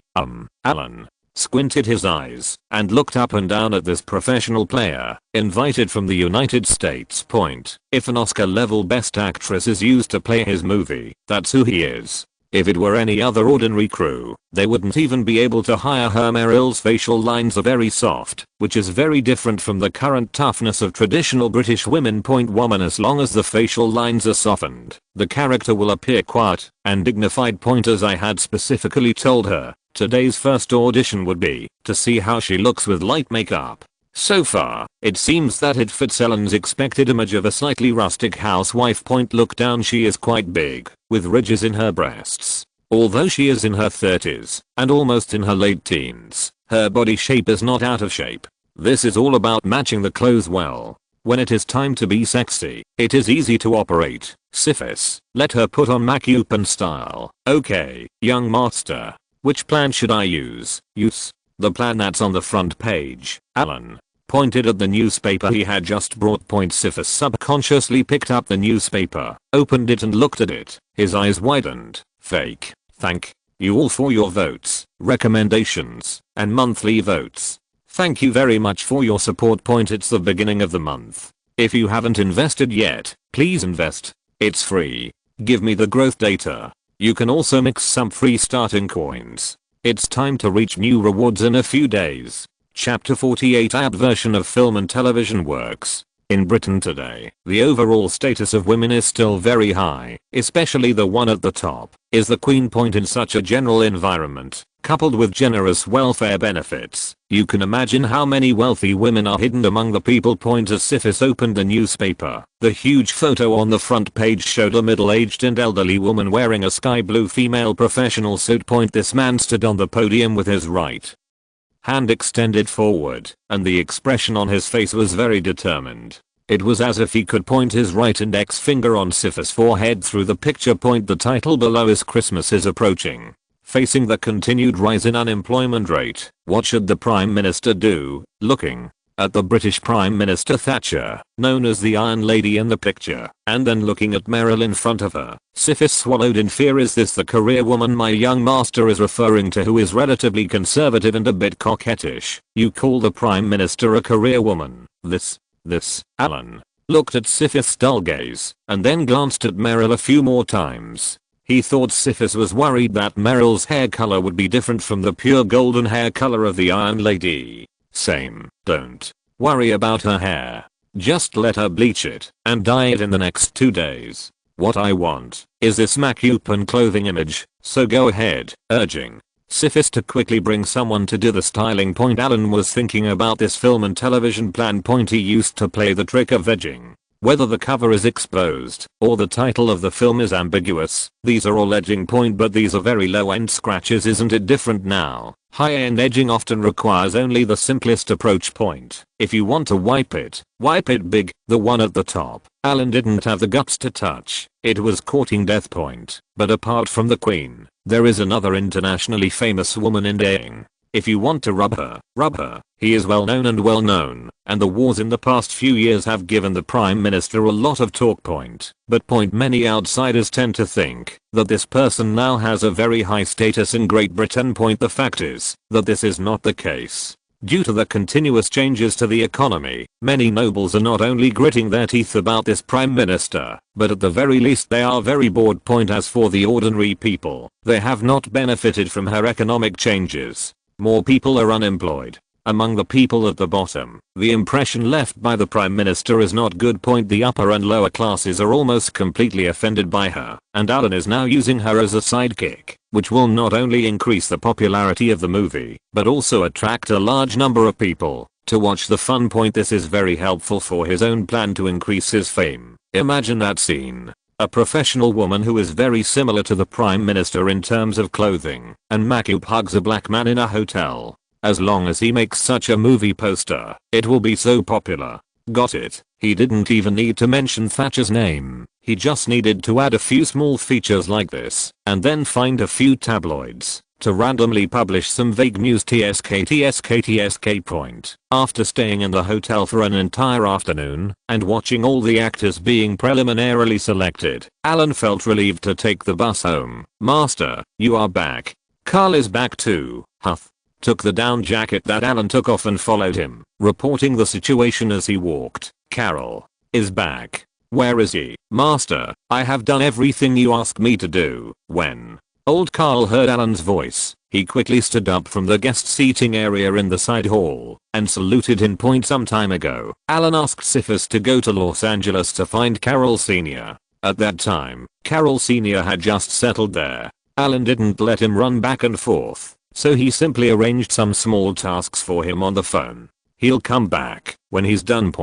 Now that we have not seen him for less than a month, the image of old Carl has changed drastically. The former owner of a car repair shop, after cleaning up, put on a well-fitted old-fashioned suit, coupled with the unique temperament of old Carl. He looks a bit like a stubborn old rich man from England. Haha. Where are the nice people? Are you bringing them all back? I brought them back and placed them in Cardiff. They were all selected according to your requirements. They are definitely professional enough. I have also seen their previous works and they are of a certain standard. Okay, very good, Alan. Happily patted old Carl on the shoulder again. This time, with the return of old Carl, the last link to his plan has been added. In Los Angeles on the west coast of the United States, in addition to Hollywood, the film and television mecca, there is actually another film and television mecca hidden away. Only 30 kilometers away from Los Angeles is the San Fernando Valley. There are hundreds of special film and television companies gathered here. They work tirelessly all year round to shoot various special films and bring a large number of wonderful film and television works to the American people. Although their reputation is not as good as that of Hollywood, their real influence is no less than Hollywood. And the talents Alan needs are right here. Even if a work is on the side of the Prime Minister, because the British film and television market is so big, if you want to maximize your profits, you will eventually have to go west. Go to America and cut leaks. But these idiots in America can't appreciate a vegan movie like Alan's. Apart from being a novelty to watch at first, Alan doesn't expect the subsequent box office revenue to be too high. Under such circumstances, if he doesn't make some changes, it will definitely affect the cutting of leaks. Therefore, after learning from the painful experience, Alan can only use his special skill, abversion. The so-called abversion is a very common method in the film and television industry. One film has two versions. However, these ordinary abversions are often only directed by the director or producer. They have to be limited by the duration or the habits of various regions. The compromise is made. Some B versions of film and television works, known as director's cuts, lengthen the duration or change the ending. The most extreme version is an uncut version. But Alan is different. He is more radical. He is going to be more ruthless this time. A real abversion. He needs to prepare to cruise. The actors are generally the same, but the actors in the to cruise are not the same batch of people. They share the same shooting location, the same costumes and props. Version A will be shot first, and version B will be shot after version A is finished. Follow along and keep the plot consistent. The only difference is in the details and scale. Version A is vegan. Version B is pure yellow. What is needed is a clear division of labor. Alan has not done much research in the field of pure yellow, but he believes that talents from the San Fernando Valley can help him solve this problem. Has anyone seen the producer personally go off and create this so-called abversion when the time comes? Version A will be released in theaters, and version B will sneak into the American market. The two swords will work together, and everyone will supplement each other's popularity. In this way, won't it be easier to cut leaks? And it can be cut twice. Alan could even imagine that the group of American bumpkins would bow down to his master Alan's superb leaks cutting skills. If you're listening to this novel on a channel other than Fanfic World, it means they downloaded and uploaded it without effort. We cordially invite you to visit our channel, Mundo Fanfic Novelos. There you'll find the original version of this story and you can explore many other novels of various genres. We're waiting for you to immerse yourself in a world of incredible novels. Chapter 49 Reward. After the AB version became popular in the United States, the videotapes of the B version were exported to the domestic market and flowed back to the UK from the United States. Alan can cut the leaks of the British old men again. This is all a waste of money. As for whether his reputation will be ruined by version B was shot by an American. So what does it have to do with Mr. Allen? This was obviously a side project by a shameless American businessman who was jealous of Mr. Allen's talent and followed suit. He, Allen, was the victim, even for the sake of insurance. Even the Black Rose Film and Television Company registered by Allen is a one-time use. When this time is used up, it will be packaged and sold to the destined American wrongdoer at the right time. And Carol Leo is also hiding in the dark. On the surface, the person who recruited the San Fernando Valley crew this time is an American businessman. Among them, through layers of subcontracting. It has nothing to do with Alan. Times are different now. Communication technology is not that developed, and there are not even online trolls. Alan can only do this kind of operation secretly by himself and use the external popularity to export it to Great Britain to increase his reputation. At that time, the fame belongs to him, Alan, and the blame belongs to the Americans. After doing this, you will have fame and money. As for Alan, he just made an ordinary movie that cares for middle-aged and elderly British women. It is not explicit or vulgar, all other things have nothing to do with him. Although everything was still planned, Alan was in a good mood and waved for old Carol and Hutter to follow him. He did not rush back to the room, but walked to the side hall next to him. This is the Hill family's little room of honor. On the walls on both sides of the hall, there were oil paintings of the Earls of Carmarthen. Alan walked to the armor display cabinet at the end of the side hall and stopped. This is the armor of the first Earl of Carmarthen. Although the manufacturing process of hundreds of years ago has been maintained by modern means, the armor has long lost its former luster and looks a bit shabby. Some places have been corroded. But the large rust stains on the armor are caused by the large amount of indelible blood seeping into it, which is also the merit of the Hill family. Standing in front of the armor display cabinet, Alan put his hands behind his back, thought for a while, and slowly said, "Carol, Hut, Master, I'm here." Alan slowly turned around and looked at old Carol and Huth in front of him. These two are old servants of the Hill family, but the first half of their lives belonged to his father, the old Earl. Not his. Alan's. The relationship here is essentially different. The two of them are still not as close as Zioshitau and Alan. It's not that they are loyal to the old Earl. When the old Earl is gone, they must be loyal to Alan. If this were the case, then the emperors of all dynasties in China would not have gone to great lengths to kill the ministers and generals who had started their careers with them to pave the way for the prince.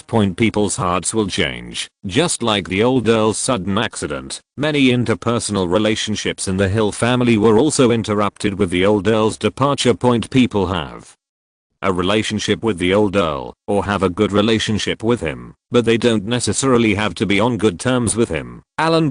This is not a matter of recognition or not, it is a lack of transition and inheritance. At that time, the old Earl had been taking brother Alan to do this. He frequently took him to various banquets and explained that so and so was so and so, and what the relationship between the two families was. This was called a transitional relationship and a handover relationship. Only when the older generation comes forward to endorse and explain in person can such relationships be passed down from generation to generation, and these relationships are not static. Alan is missing this link. What he has to do now is to start from home, from the two old servants in front of him, and he wants to show mercy. You two have been loyal to the family for decades. I know your contribution well. Who? 10. Your application for this year's knighthood hasn't been submitted yet, has it? Who? Tess seemed to have a premonition. After listening to Alan's words, his heartbeat accelerated a little, and as soon as he spoke, his voice changed a little. Master, not yet. Just apply before Christmas. Our family has not applied for it for many years. In ancient Britain, border earls like the Hill family, who had military power, could confer titles on their own. For example, for knights, lords, and barons, if their subordinates have made great contributions, the earl can reward them and then report it to the king. The highest possible title is a baron. But the Hill family is a bit special. They are a family of the crown prince's bodyguards, and they are in an enemy country. Their subordinates are all sent directly from London, so they are considered a direct subordinate. Although their family has such rights, they basically cannot use it. There are so many Welsh people around, so who should I seal it for? Are the prince's personal guards colluding with local forces? The king asked the Hill family to come here to monitor the place and protect the crown prince, not to unite the place. This is the essential difference. To put it bluntly, they are lonely ministers. Later, this right of the nobles was withdrawn, which had little impact on the Hill family. It was basically useless anyway, but they still retained the right to apply. The general idea is that, although the Earl of Carmarthen can no longer award knighthoods on his own, he can submit an application, and after the Queen agrees, he can use the Queen's name to award the titles in a unified manner every year. This is a change of process, but it is essentially the same. In theory, you can apply every year, up to 3 applications per year, and you can only apply for a baron at most.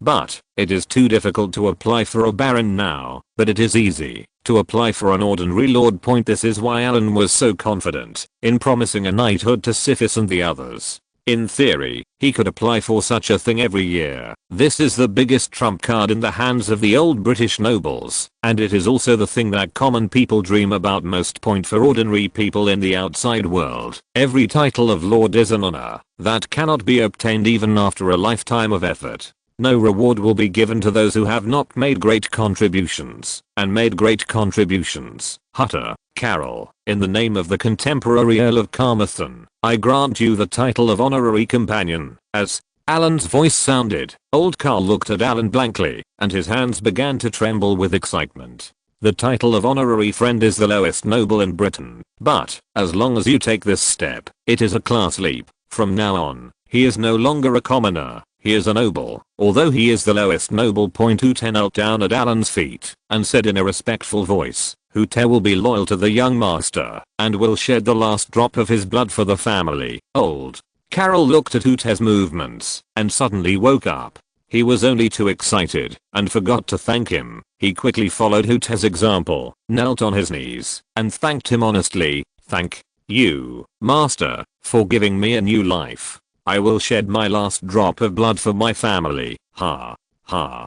Chapter 50 Shooting starts. Alan did not rush for them to get up. Instead, he lowered his head, and watched the two old servants finally kneeling at his feet.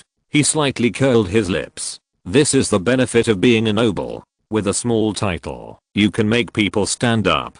A grateful person kneels before him to show his loyalty. But Carol won't be back for a long time. Let's wait until Christmas before returning to the United States to register the company. Thank you, master. Old Carol knew that the young master wanted him to stay at home for a few more days because of the hard work he had put in traveling around for so many years. Alan finished rewarding the two butlers and left them alone. Hooter is an old butler, and giving him a reward will help him work better for himself in the future. As for old Carol, he will have to let him do things for him in the United States in the future. In the future, he will have the status of lord, which will make it more convenient for him to do things there.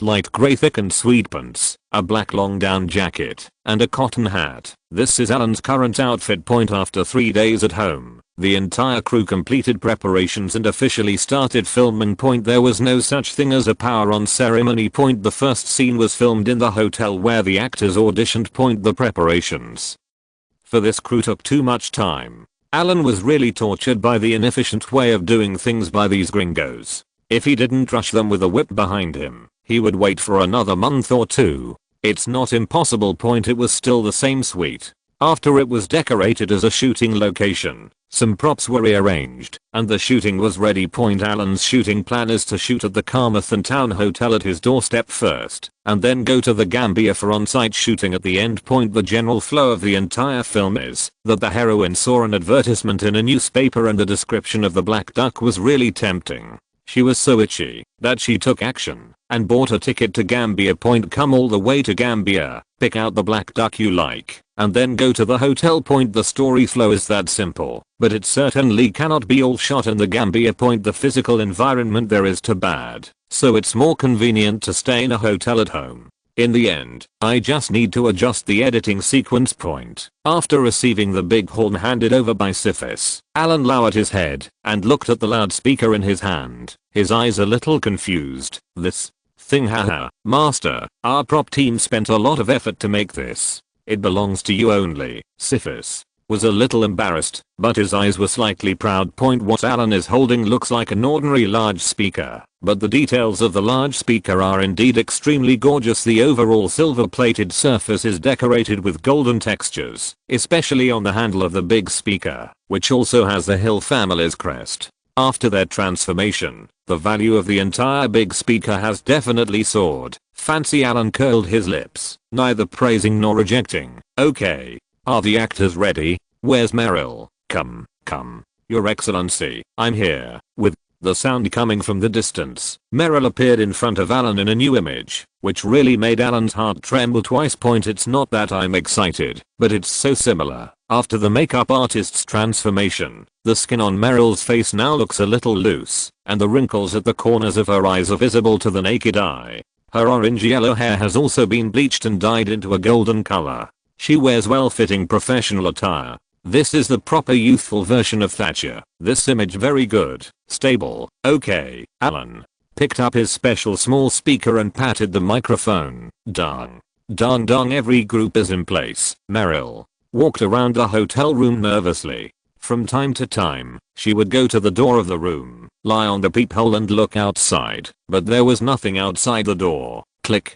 Okay, next one. From booting up to shooting, it's all in one step. When Meryl heard this click, she was a little doubtful about life. She felt that Alan was a very serious person. She had been here for a few days and she already knew that the legendary noble was the young man in front of her. However, limited by her first impression and various ancient legends about European nobles, I was still very nervous in front of Alan. It was just the first shooting today. Was it so smooth? She was ready to be scolded, but we haven't even warmed up yet. But the first shot has been taken. Alan didn't care about Meryl's thoughts at all. He waved and asked the stage manager to arrange for Ziohezi to appear. The cameras these days are all film, but in the era when Alan started photography, the cameras were all digital. At that time, the director would sit in front of the monitor with a small pony in his hands at the filming site. Those were the days when the photographer could see whatever the scene was on the monitor, and now he couldn't see anything and could only shoot blindly.